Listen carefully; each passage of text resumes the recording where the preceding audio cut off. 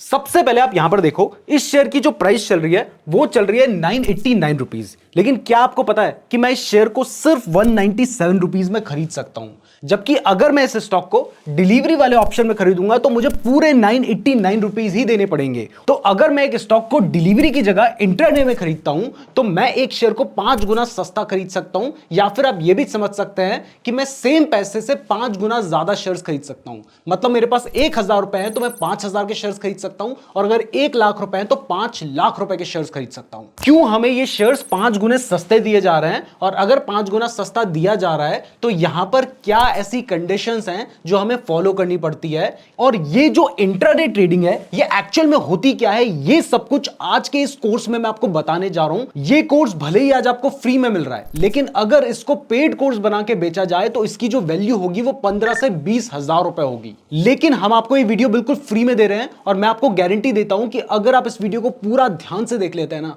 तो इसके बाद आपको इंट्राडे ट्रेडिंग के ऊपर कोई और वीडियो देखने की जरूरत नहीं पड़ेगी। तो चलिए इस वीडियो को शुरू करते हैं।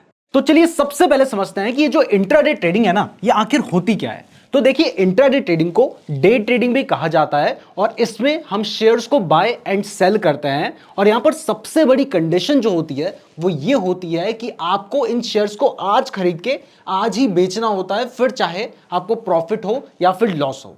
यानी अब आपको समझ आ गया होगा कि ये जो शेयर्स आपको 5 गुने सस्ते मिल रहे थे वो इसलिए मिल रहे थे क्योंकि यहां पर कंडीशन ये है कि अगर आपने आज शेयर्स खरीदे हैं तो आज के आज ही आपको उन्हें बेचना भी पड़ेगा। और क्योंकि जब आप आज शेयर खरीद के आज ही बेच देते हैं तो आपको उन शेयर्स की ओनरशिप नहीं मिलती है, इस वजह से वो शेयर्स आपको सस्ते मिल रहे हैं। बस आप उन शेयर्स को खरीदकर प्रॉफिट कमा रहे हैं, और इसी को तो ट्रेडिंग कहा जाता है। अब हो सकता है कि अभी आपको थोड़ा बहुत कंफ्यूजन हो रहा हो, बट डोंट वरी, जैसे जैसे हम आगे बढ़ते चले जाएंगे हर एक चीज आपको क्लियर होती हुई चली जाएगी, और वो क्लियर तभी होगी जब आपने पीछे की बातें सुनी होंगी, इसलिए स्किप करके मत देखिएगा। तो इन शॉर्ट, इंट्राडे ट्रेडिंग में आप एक दिन के अंदर शेयर खरीदते हैं, एक दिन के अंदर ही उनको बेच देते हैं, और उस टाइम पीरियड में शेयर की प्राइस में जो भी उतार या चढ़ाव आता है उससे आप बेनिफिट कमाते हैं। तो अब ये जो इंट्राडे ट्रेडिंग है ये करने का फायदा क्या है? तो सबसे पहला फायदा तो आपको पता ही है कि जहां लॉन्ग टर्म में आपने आज शेयर्स खरीदे हैं आपको कई महीनों में प्रॉफिट होगा।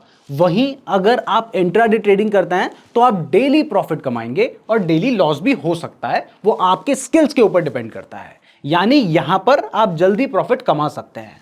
दूसरा देखो, अगर आप लॉन्ग टर्म के लिए इन्वेस्टिंग करते हैं, आपने शेयर्स खरीदे, रात को आपके पास वो शेयर्स पड़े हैं और उस टाइम पर कोई न्यूज आ जाती है, तो उससे क्या होता है कि उस शेयर की जो प्राइस होती है वो अचानक से बहुत तेजी से गिर सकती है। तो लॉन्ग टर्म इन्वेस्टिंग में आपके ऊपर ओवरनाइट रिस्क रहता है, जबकि इंट्राडे ट्रेडिंग में आपने सुबह जब मार्केट ओपन होगा 9:15 पे तब आप शेयर्स खरीद सकते हैं, उसके कितनी भी देर बाद तक खरीद सकते हैं, और जब मार्केट क्लोज होगा उससे 15 मिनट पहले यानी 3:15 तक आपको अपनी पोजीशंस को स्क्वायर ऑफ करना होता है। और नेक्स्ट बेनिफिट तो मैं आपको बहुत बार बता चुका हूं कि आप इसमें जो शेयर्स हैं उनको 5 गुना सस्ता खरीद सकते हैं। तो चलिए इसे मैं आपको एक एग्जांपल से समझाता हूं। अभी पहले एग्जांपल से समझा रहा हूं, फिर मैं आपको लाइव भी दिखाऊंगा तो आपको सब कुछ आसानी से समझ आएगा। तो मान लीजिए आपके पास हैं 10,000 रुपए।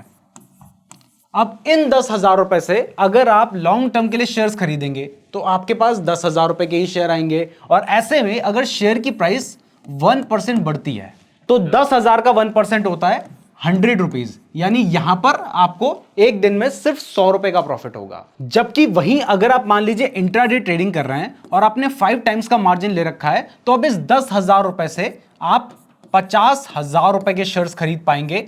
और अब मान लीजिए अगर शेयर की प्राइस वही 1% बढ़ती है तो यहां पर आप 500 रुपए कमाएंगे, मतलब 5 गुना ज्यादा पैसा कमाएंगे। अब प्रॉफिट बता दिया है तो नुकसान भी समझ लीजिए। अगर मान लीजिए वहीं अगर प्राइस जो है वो 1% गिरती है और आपने लॉन्ग टर्म के लिए इन्वेस्ट कर रखा है तो आपको 100 रुपए का नुकसान होगा। और अगर आपने 5 टाइम्स का मार्जिन लेकर आप इंट्राडे ट्रेडिंग कर रहे हैं और वहां पर जो प्राइस है वो 1% गिर जाती है तो आपको वही 500 रुपए का लॉस होगा। यानी इंट्राडे ट्रेडिंग करने से आप ज्यादा प्रॉफिट भी कमा सकते हैं तो ज्यादा नुकसान भी हो सकता है। तो अब आपको इंट्राडे ट्रेडिंग के जो बेनिफिट हैं वो समझ आ गए हैं, तो इंट्राडे ट्रेडिंग के जो कॉन्स हैं या जिन बातों का आपको ध्यान रखना चाहिए वो भी मैं आपको बता देता हूं, ताकि आप सोच समझकर अपने हिसाब से डिसीजन ले पाएं।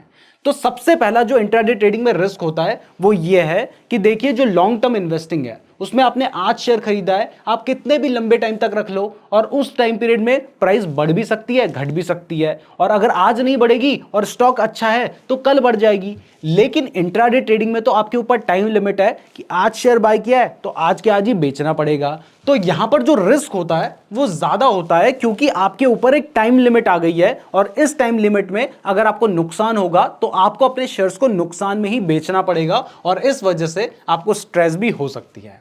दूसरा देखिए, इंट्राडे ट्रेडिंग की जो टाइमिंग होती है वो होती है सुबह 9:15 से लेके शाम के 3:15 तक। वैसे तो 3:30 बजे तक मार्केट खुला रहता है, लेकिन ज्यादातर जो इंट्राडे की पोजीशंस होती हैं वो 3:15 तक स्क्वायर ऑफ कर दी जाती हैं। तो इंट्राडे ट्रेडिंग में आपको इसी टाइम पीरियड के अंदर ट्रेडिंग करनी है, इसी टाइम पीरियड के अंदर आपको अपना एनालिसिस करना है, देखना है कि कहां पर ट्रेड लेना है, कहां पर स्टॉप लॉस है, किसी ट्रेड में प्रॉफिट हो रहा है, किसी ट्रेड में लॉस हो रहा है।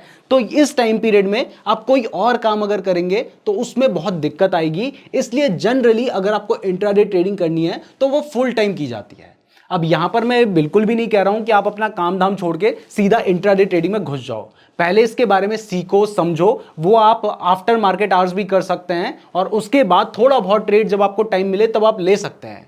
लेकिन जब आपको अच्छे से नॉलेज हो जाएगी और आपको अगर इससे पैसे कमाने हैं तो मेरे अकॉर्डिंग आपको बहुत ज्यादा टाइम देने की जरूरत पड़ेगी। तीसरा देखिए, क्योंकि आपको पता है कि टाइमिंग यहां पर फिक्स्ड है, तो आपके पास एनालिसिस के लिए भी बहुत लिमिटेड टाइम होता है। ट्रेडिंग में आपको बहुत सारे ऐसे एनालिसिस होते हैं जो उसी टाइम पर करने होते हैं, उसी टाइम पर डिसीजन लेने होते हैं। तो यहां पर लिमिटेड टाइम भी होता है हमारे पास एनालिसिस के लिए।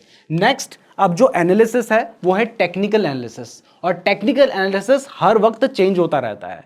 तो ये जो टेक्निकल एनालिसिस है ये आपको ट्रेड लेने से पहले करना होता है, और सिर्फ पहले ही नहीं बल्कि जिस टाइम पर ट्रेड चल रहा है उस टाइम पर भी आपको एनालिसिस करते रहना है, ताकि आपको पता चले कि कहां पर आपको अपने ट्रेड को एग्जिट करना है।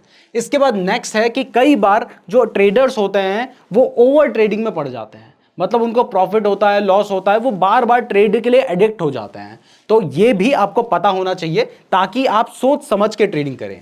नेक्स्ट, एक और इंपॉर्टेंट चीज है जो आपके लिए जानना जरूरी है, वो ये है कि मैंने आपको बताया है कि इंट्राडे ट्रेडिंग में क्या है कि आपके पास लिमिटेड टाइम है, आपने आज शेयर खरीदा है तो आज के आज ही बेचना होगा। तो यहां पर आपके माइंड में सवाल आएगा कि अगर मैं नहीं बेचता हूं तो क्या होगा।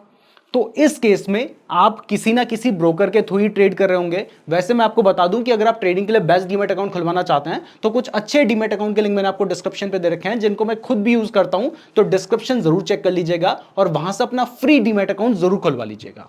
तो जितने भी ब्रोकर्स की मैं बात कर रहा हूं वो सभी आपका जो ट्रेड होगा वो ऑटोमेटिकली स्क्वायर ऑफ कर देंगे। मतलब अगर आप खुद से नहीं बेचेंगे तो लगभग 3:15 के आसपास ज्यादातर जो ब्रोकर्स होते हैं वो आपके ट्रेड को खुद से सेल कर देते हैं, और फिर आपको चाहे प्रॉफिट हो या फिर नुकसान हो वो आपको सहना पड़ता है, और ये इंडस्ट्री स्टैंडर्ड है। चलिए अब मैं आपको एक लाइव ट्रेड लेकर भी दिखाता हूं, क्लियर कर दूं कि ये सिर्फ आपको समझाने के लिए मैं ट्रेड ले रहा हूं। तो इसमें प्रॉफिट भी हो सकता है, लॉस भी हो सकता है, आपका पर्पस है समझना कि किस तरीके से ट्रेड लिया जाता है। तो एग्जांपल के लिए हम टाटा मोटर्स के स्टॉक को ही बाय कर लेते हैं। क्लियर कर दूं कि ये कोई भी बाय या सेल रिकमेंडेशन नहीं है, ये सिर्फ आपको समझाने के लिए किया जा रहा है। तो यहां पर अगर आप इसको इंट्राडे में बाय करना चाहते हैं तो आपने इस स्टॉक को सेलेक्ट कर लेना है। सेलेक्ट करने के बाद आपके पास बाय का ऑप्शन आता है, तो आपने बाय पे क्लिक करना है। अब जितने शेयर्स आप बाय करना चाहते हैं वो अगर आप डिलीवरी में बाय करेंगे तो आप देख सकते हैं कि अगर मैं एक शेयर डिलीवरी में बाय करूंगा तो मुझे 992 रुपीज़ का ही मिलेगा। लेकिन वहीं अगर मैं एक शेयर इंट्राडे में बाय करता हूं तो वो मुझे 198 रुपीज़ का मिल रहा है। तो अब मैं यहां पर एग्जांपल के लिए 40 शेयर्स बाय कर लेता हूं, जो कि अगर आप समझ सकते हैं कि मुझे इस प्राइस पे मिलते हैं तो लगभग मुझे 40,000 रुपए के आसपास देने पड़ते हैं, लेकिन अभी मुझे देने पड़ रहे हैं लगभग 8,000 रुपए। तो यहां पर अब हमें अगर लिमिट ऑर्डर पे बाय करना है तो आप लिमिट सेलेक्ट कर सकते हैं, जिससे आप अपने हिसाब से एक पर्टिकुलर प्राइस डिसाइड कर सकते हैं। जब वो प्राइस आएगी तभी वो बाय होगा, लेकिन मुझे आपको सिर्फ समझाना है। तो यहां पर मैंने मार्केट ऑर्डर का ऑप्शन सेलेक्ट कर लिया है। अब सेलेक्ट करने के बाद हमें प्लेस बाय ऑर्डर पे क्लिक करना होता है और उसके बाद कंफर्म पे क्लिक करना है।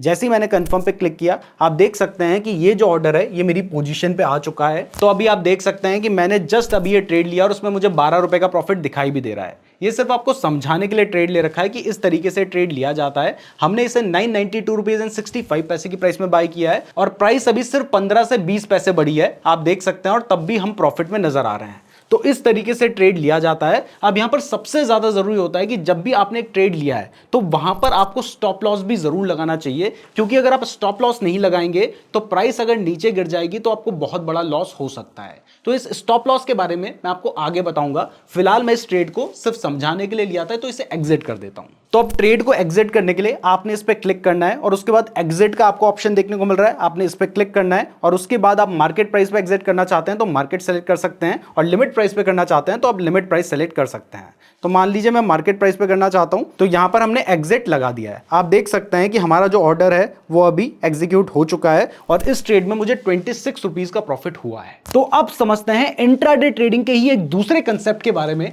जो कि है शॉर्ट सेलिंग का। इसको बड़ा ध्यान से समझिएगा। तो मैंने आपको बताया कि अगर आपको लगता है कि किसी शेयर की प्राइस बढ़ सकती है तो आप क्या कर सकते हैं, आप उस शेयर को इंट्राडे में खरीद सकते हैं। उसके बाद अगर शेयर की प्राइस बढ़ेगी तब आपको क्या होगा, प्रॉफिट हो जाएगा। लेकिन अगर आपको पता है कि इस शेयर की प्राइस गिर सकती है तो यहां पर भी तो आपके पास कोई तरीका होना चाहिए उससे पैसे कमाने का। तो ये जो तरीका होता है इसको ही शॉर्ट सेलिंग कहा जाता है। इसको एक एग्जांपल से समझते हैं। मान लीजिए एक शेयर है जिसकी प्राइस चल रही है 100 रुपीज और आपको लगता है कि आज इसकी प्राइस गिरकर 80 रुपीज या 90 रुपीज आ सकती है। तो आप क्या करते हैं, आप 100 रुपए की प्राइस में इसके 100 शेयर्स बेच देते हैं। तो यहां पर आपको कितने रुपए मिलेंगे, यहां पर आपको मिलेंगे 10,000 रुपए। अब इस शेयर की प्राइस गिर जाती है और गिरकर आ जाती है 80 रुपीज पर, जो कि आपको लग रहा था कि इसकी प्राइस गिर सकती है। तो आपने कितने शेयर्स बेचे थे, आपने बेचे थे 100 शेयर्स। तो अब आपने ये 100 शेयर्स अगर खरीदने हैं क्योंकि प्राइस गिर गई है, तो यहां पर आप कितने रुपए में खरीदेंगे, आप खरीदेंगे 8,000 रुपए में। तो पहले आपने एक चीज 10,000 रुपए में बेच दी, बाद में आपने उस चीज को 8,000 में खरीद लिया, तो यहां पर आपके पास 2,000 रुपए बच जाएंगे ना। तो इस तरीके से हम अगर शेयर की प्राइस गिर रही है तो उससे भी प्रॉफिट कमा सकते हैं। अब यहां पर आपके माइंड में सवाल आ रहा होगा कि अगर मेरे पास किसी पर्टिकुलर कंपनी के शेयर्स है ही नहीं तो फिर मैं बेच कैसे सकता हूं, जो चीज मेरे पास नहीं है मैं उसको कैसे बेचूंगा। तो यहां पर मैं आपको बता दूं कि इस जगह पर आपका जो ब्रोकर है, यानी जिस कंपनी के पास आपने अपना डीमैट अकाउंट खुलवा रखा है, वो आपकी हेल्प करते हैं। और अगर आप किसी पर्टिकुलर कंपनी के शेयर्स को बेचना चाहते हैं, जैसे मान लीजिए आप एक्स कंपनी के शेयर्स को बेचना चाहते हैं, तो इस जगह पर आपका जो ब्रोकर है वो आपके बिहाफ पर, क्योंकि उसके पास तो शेयर्स होते हैं, वो आपके बिहाफ पर उन शेयर्स को सेल कर देगा। तो मान लो आप 100 शेयर्स बेचना चाहते हैं तो यहां पर -100 शेयर्स आपके पास दिखाई देंगे, क्योंकि आपके ब्रोकर ने आपके बिहाफ पर उन शेयर्स को बेच दिया है। तो ये जो शेयर्स हैं आपने मान लीजिए 10,000 रुपए में बेच दिए। अब जब मार्केट क्लोज होने वाला होगा उससे पहले तक आपको इन शेयर्स को वापस से खरीद के ब्रोकर को देना होगा, यानी आपको 100 शेयर्स बाय करने होंगे और इस तरीके से आप शॉर्ट सेलिंग कर सकते हैं। बट यहां पर एक बात का जरूर ध्यान रखिएगा कि जो शॉर्ट सेलिंग होती है ना, ये बहुत ज्यादा रिस्की होती है, क्योंकि आपको पता है कि शेयर की जो प्राइस है वो ज्यादा से ज्यादा 0 हो सकती है, लेकिन बढ़ने के केस में तो वो 2 गुना, 5 गुना, 10 गुना, 20 गुना कितनी भी बढ़ सकती है। तो जब आप शॉर्ट सेलिंग करते हैं तो वहां पर आपको ज्यादा ध्यान रखना होता है, क्योंकि आपको पता है कि शॉर्ट सेलिंग में आपको प्राइस गिरने पर प्रॉफिट होगा, लेकिन इसकी जगह पर उस टाइम पीरियड में अगर प्राइस बढ़ गई और यहां पर जो प्राइस है वो बढ़कर 120 रुपए पहुंच गई, तो ये जो 100 शेयर्स की प्राइस होगी वो हो जाएगी 12,000 रुपए। तो इस केस में आपके पास 12,000 रुपए आपके डीमैट अकाउंट में होने चाहिए, अदरवाइज आप शॉर्ट सेलिंग नहीं कर पाएंगे। और अगर आपने शॉर्ट सेलिंग कर दिया है तो आपका जो ब्रोकर है वो आपको फंड ऐड करने के लिए बोलेगा। तो शॉर्ट सेलिंग इस जगह पर बहुत ज्यादा रिस्की होती है। तो चलिए अब मैं आपको शॉर्ट सेल कैसे करना है ये भी अपना डायरेक्टली डीमैट अकाउंट में करके दिखाता हूं। तो एग्जांपल के लिए मान लो कि हमें लगता है कि इस स्टॉक की प्राइस गिर सकती है। ये सिर्फ एग्जांपल है, क्लियर कर दूं, ये कोई भी बाय या सेल रिकमेंडेशन नहीं है। तो आपको क्या करना है, आपको इस स्टॉक को सेलेक्ट करना है। सेलेक्ट करने के बाद बाय के साथ साथ सेल का भी ऑप्शन आता है, तो आपने इस बार सेल पे क्लिक करना है। भले ही आपके पास वो शेयर्स नहीं है लेकिन तब भी आप सेल कर सकते हैं, और जितने शेयर्स आप सेल करना चाहते हैं वो आप यहां से सेलेक्ट कर लीजिए। अब ये जो हम शॉर्ट सेल करेंगे वो भी हमें इंट्राडे में ही करना होता है। अभी आप देख सकते हैं कि इस स्टॉक की जो प्राइस चल रही है वो चल रही है 425 रुपीज, लेकिन अगर मैं एक स्टॉक को शॉर्ट करना चाहता हूं तो मैं सिर्फ 85 रुपीज देकर कर सकता हूं, क्योंकि हमें इंट्राडे में 5 टाइम्स का मार्जिन मिलता है। तो अब मान लो मैं 50 स्टॉक्स को शॉर्ट करना चाह रहा हूं, तो मैंने यहां पर 50 क्वांटिटी डाल दिया है। उसके बाद मार्केट या लिमिट अपने हिसाब से जो ऑर्डर पे आप शॉर्ट करना चाहते हैं वो आप सेलेक्ट कर सकते हैं। उसके बाद आपको प्लेस सेल ऑर्डर पे क्लिक करना है और उसके बाद जैसे ही कंफर्म पे आप क्लिक करते हैं,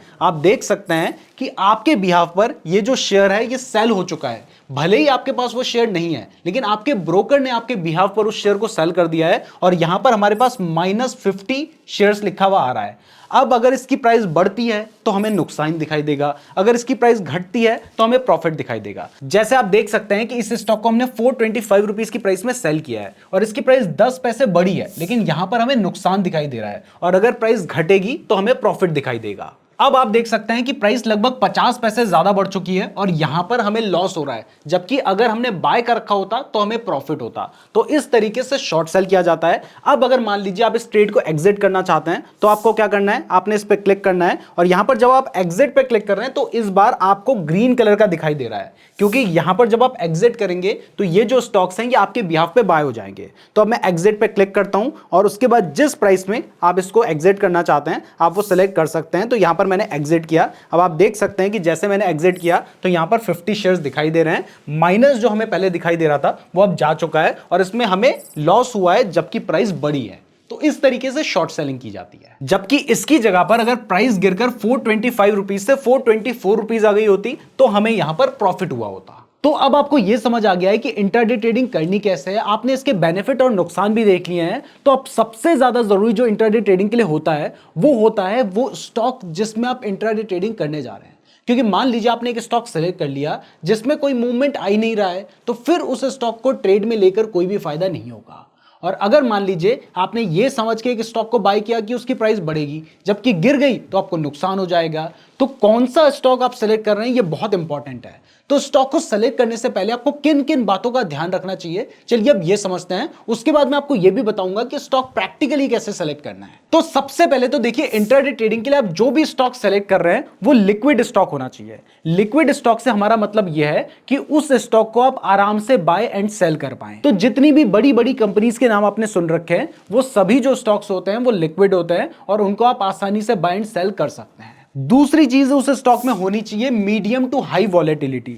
देखिए, स्टॉक की प्राइस अगर बढ़ेगी घटेगी नहीं तो बेनिफिट नहीं होगा, तो स्टॉक का वॉलेटाइल होना बहुत ज्यादा जरूरी है। तो ऐसे स्टॉक्स देखिए जिनमें आपको पता है कि डेली कुछ ना कुछ मूवमेंट आता है, तो उन स्टॉक्स को आपको सेलेक्ट करना है। नेक्स्ट, जिस भी स्टॉक को आप सेलेक्ट कर रहे हैं उसके मार्केट ट्रेंड को समझकर आपको उस हिसाब से ट्रेड लेना है। अगर वो अप ट्रेंड में चल रहा है तो वहां पर जनरली आपको बाय करने का ही ट्रेड लेना होता है। अगर वो डाउन ट्रेंड में चल रहा है तो वहां पर जनरली आपको सेल करने का ही ट्रेड लेना होता है। वैसे ये अप ट्रेंड क्या है, डाउन ट्रेंड क्या है, डोंट वरी, ये भी बताने वाला हूं। आगे स्टॉक का एनालिसिस कैसे करना सब कुछ हम समझेंगे। वैसे वीडियो पसंद आ रही है तो वीडियो को लाइक जरूर कर दीजिएगा और साथ ही हमारे चैनल को सब्सक्राइब भी कर देना, क्योंकि अगर आप सब्सक्राइब नहीं करेंगे तो हो सकता है कि हमारी वीडियो आपको दोबारा कभी रिकमेंड ही ना हो। इसके साथ ही अगर आप चाहते हैं कि हम स्टॉक एनालिसिस के ऊपर भी एक इस तरीके का फ्री कोर्स लेकर आए तो कमेंट में स्टॉक एनालिसिस जरूर लिख दीजिएगा। और अगर आप ऑप्शन ट्रेडिंग का कोर्स देखना चाहते हैं तो वो हम ऑलरेडी हमारे चैनल पे अपलोड कर चुके हैं, उसका लिंक आपको डिस्क्रिप्शन पे मिल जाएगा। तो आपने ट्रेंड को जरूर फॉलो करना है। नेक्स्ट, जिस भी स्टॉक को आप सिलेक्ट कर रहे हैं वो एक स्मॉल कैप या पेनी स्टॉक नहीं होना चाहिए, क्योंकि इन स्टॉक्स में कई बार वॉलेटिलिटी बहुत ही ज्यादा होती है जिसको आप समझ नहीं पाएंगे।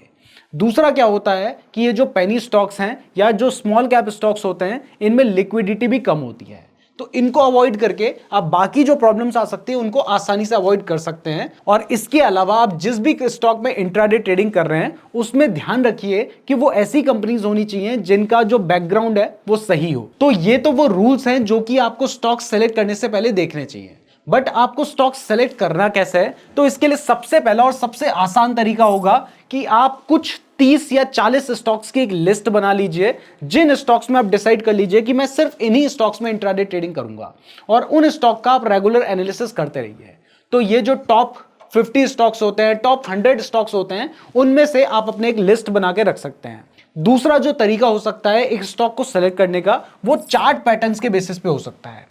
देखिए, स्टॉक मार्केट में हर जो चार्ट होता है उसमें कई तरह के पैटर्न्स बनते हैं। जो कि बुलिश पैटर्न भी होते हैं, बेयरिश पैटर्न भी होते हैं, ये सब कुछ हम आगे समझने वाले हैं। तो उसके बेसिस पर भी आप अपने लिए स्टॉक सेलेक्ट कर सकते हैं। इसके अलावा आप सेक्टर के हिसाब से भी अपने लिए स्टॉक सेलेक्ट कर सकते हैं। जैसे आज आपको पता है कि बैंकिंग सेक्टर अच्छा परफॉर्म कर रहा है, तो आप बैंकिंग से रिलेटेड स्टॉक सेलेक्ट कर सकते हैं। इसके अलावा मूविंग एवरेज, क्रॉसओवर एक स्ट्रेटजी होती है, उसके बेसिस पर आप स्टॉक सेलेक्ट कर सकते हैं। ये सब कुछ मैं आगे आपको बताऊंगा। इसके अलावा आप चार्ट में जिन स्टॉक्स में ब्रेकआउट हो रहा है उनके बेसिस पर स्टॉक सेलेक्ट कर सकते हैं। और एक सबसे सिंपल तरीका होता है टॉप गेनर्स एंड लूजर्स के बेसिस पर स्टॉक सेलेक्ट करना, लेकिन वो भी आंख बंद करके नहीं करना चाहिए, क्योंकि स्टॉक अगर ऑलरेडी बढ़ चुका है तो फिर वो कितना बढ़ेगा ये कहा नहीं जा सकता। तो ये भी कुछ तरीके होते हैं, आगे मैं प्रैक्टिकली बताऊंगा। अभी सिर्फ थ्योरी के लिए समझाना जरूरी था ताकि आगे की वीडियो आपको समझ आए, इसलिए ये चीज मैंने आपको बताई है। तो अब मान लीजिए आपने एक स्टॉक सेलेक्ट कर लिया है, तो अब आपको पता कैसे चलेगा कि उस स्टॉक में मुझे बाय करना है, बाय करना तो कहां पे करना है, अब ये समझते हैं। लेकिन उससे पहले अगर आप ट्रेडिंग के लिए बेस्ट डीमैट अकाउंट खुलवाना चाहते हैं तो कुछ अच्छे डीमैट अकाउंट के लिंक मैंने डिस्क्रिप्शन पे दे रखा है, तो डिस्क्रिप्शन जरूर चेक कर लीजिएगा। इसके अलावा अगर आप स्टॉक मार्केट के बारे में बिल्कुल बेसिक से लेकर एडवांस तक सीखना चाहते हैं, हम यहां पर स्टॉक एनालिसिस और फंडामेंटल एनालिसिस की बात कर रहे हैं, तो इसके ऊपर हमने 47 लेक्चर्स का एक कोर्स बना रखा है, जो कि एक 12 घंटे का कोर्स है, जिसको आप हमारे ऐप नीरज जोशी पर बाय कर सकते हैं। उसका लिंक भी डिस्क्रिप्शन पे दिया गया है। तो एक स्टॉक का एनालिसिस करने के लिए आपको सबसे पहले मार्केट के स्ट्रक्चर को समझना होगा। मार्केट के स्ट्रक्चर को समझ के आप मार्केट के बिहेवियर, मार्केट का ट्रेंड, इन सब चीजों को समझ सकते हैं। तो पहले इसको समझते हैं। तो देखिए, आपने देखा होगा कि जब भी शेयर की प्राइस बढ़ती है वो सीधा इस तरीके से नहीं बढ़ती, वो हमेशा कुछ इस तरीके से बढ़ती है। और अगर शेयर की प्राइस गिरती है तो वो भी ऐसे नहीं गिरती, वो कुछ इस तरीके से गिरती है, यानी पहले ऐसे गिरेगी। तो आपने ये चीज नोटिस की होगी। और कई बार शेयर की जो प्राइस है वो इस तरीके से एक ही डायरेक्शन में भी मूव करती है, यानी इक्वल हाइज एंड इक्वल लोज बनाती है। तो ये चीजें होती क्या है, तो सबसे पहले अगर आपको चार्ट में कभी दिखाई देता है, वैसे ये सब कुछ मैं आपको लाइव मार्केट में भी दिखाने वाला हूं, लेकिन अगर आपको कभी दिखाई देता है कि शेयर की प्राइस यहां से बढ़ना शुरू हुई और बढ़ते बढ़ते बढ़ते बढ़ते उसने अपना एक हायर हाई बनाया। हायर हाई बनाने के बाद शेयर की प्राइस नीचे आई और उसने जो पहले लो था उसका, उस लो से ऊपर लो बनाया, तो इसको हम कहते हैं हायर लो। फिर प्राइस वहां से वापस बढ़ने लगी और बढ़ते बढ़ते जो उसने पहले हाई बनाया था या हायर हाई बनाया था उसके ऊपर हाई बनाया, तो ये क्या होगा, ये हमारा हायर हाई होगा। उसके बाद प्राइस वापस नीचे गिरती है और जहां पर उसने पहले लो बनाया था उसके ऊपर लो बनाया, तो ये क्या होगा, ये होगा हमारा हायर लो। तो जब शेयर की price higher highs and higher lows बनाती है, यानी इस तरीके से बढ़ती है, तो इसको हम कहते हैं अप ट्रेंड। और इससे हम यह समझ सकते हैं कि यहां पर शेयर की प्राइस बढ़ रही है। इसका उल्टा कभी आपको दिखाई देता है कि शेयर की प्राइस अपने हाई पे थी और हाई से प्राइस गिरने लगी और उसने अपना लो बनाया। लो बनाने के बाद प्राइस वापस बढ़ी और जहां पर उसने पहले हाई बनाया था उससे अगला हाई, यानी ये जो है ये उससे नीचे बनाया है, तो ये क्या है, यह है लोअर हाई। लोअर हाई बनाने के बाद प्राइस नीचे चली गई और जो पिछला लो था ये था, इससे भी नीचे आ गई, तो ये क्या होगा, ये लोअर लो हो जाएगा। उसके बाद आपको दिखाई देता है कि प्राइस वापस से बढ़ी, लेकिन जहां पर उसने पहले अपना लोअर हाई बनाया था उससे भी नीचे हाई बनाया। आप देख सकते हैं कि इसका हाई इस लेवल पे था, लेकिन अगला जो हाई उसने बनाया है लोअर हाई वो यहां पर है, यानी यहां पर आपको lower highs and lower lows देखने को मिलते हैं। तो जब इस तरीके का पैटर्न आपको देखने को मिलता है तो इसको कहा जाता है डाउन ट्रेंड, और इससे आप ये समझ सकते हैं कि प्राइस अभी गिर रही है। इसके अलावा कई बार आपको मार्केट में इक्वल हाइज एंड इक्वल लोज भी देखने को मिलते हैं, मतलब प्राइस जो है वो यहां से बढ़ना शुरू हुई, बढ़ते बढ़ते उसने इस जगह पर अपना हाई बनाया। हाई बनाने के बाद प्राइस गिरी और जहां पर उसने पहले अपना लो बनाया था सेम उसी जगह पर उसने या आसपास उसने अपना लो बना दिया। उसके बाद प्राइस वापस बढ़ी और जहां पर उसने इससे पहले अपना हाई बनाया था उसी के पास उसने अपना दूसरा हाई बना दिया। मतलब यहां पर इक्वल हाइज बने हैं और इसी तरीके से आप नीचे देखेंगे तो जहां पहले उसने लो बनाया था उसी जगह पे उसने अपना दूसरा लो बना दिया है, यानी यहां पर इक्वल लोज भी बन रहे हैं। तो इसको कहा जाता है साइडवेज ट्रेंड, और इससे हम ये समझ सकते हैं कि मार्केट अभी किसी भी डायरेक्शन में नहीं जा रहा है और वो जो मार्केट है वो एक ही प्राइस के आसपास घूम रहा है। तो ये मार्केट का स्ट्रक्चर होता है और इसी मार्केट के स्ट्रक्चर के हिसाब से हमें सपोर्ट एंड रेजिस्टेंस देखने को मिलते हैं। तो ये जो सपोर्ट एंड रेजिस्टेंस होते हैं ये बहुत इंपॉर्टेंट रोल प्ले करते हैं टेक्निकल एनालिसिस में।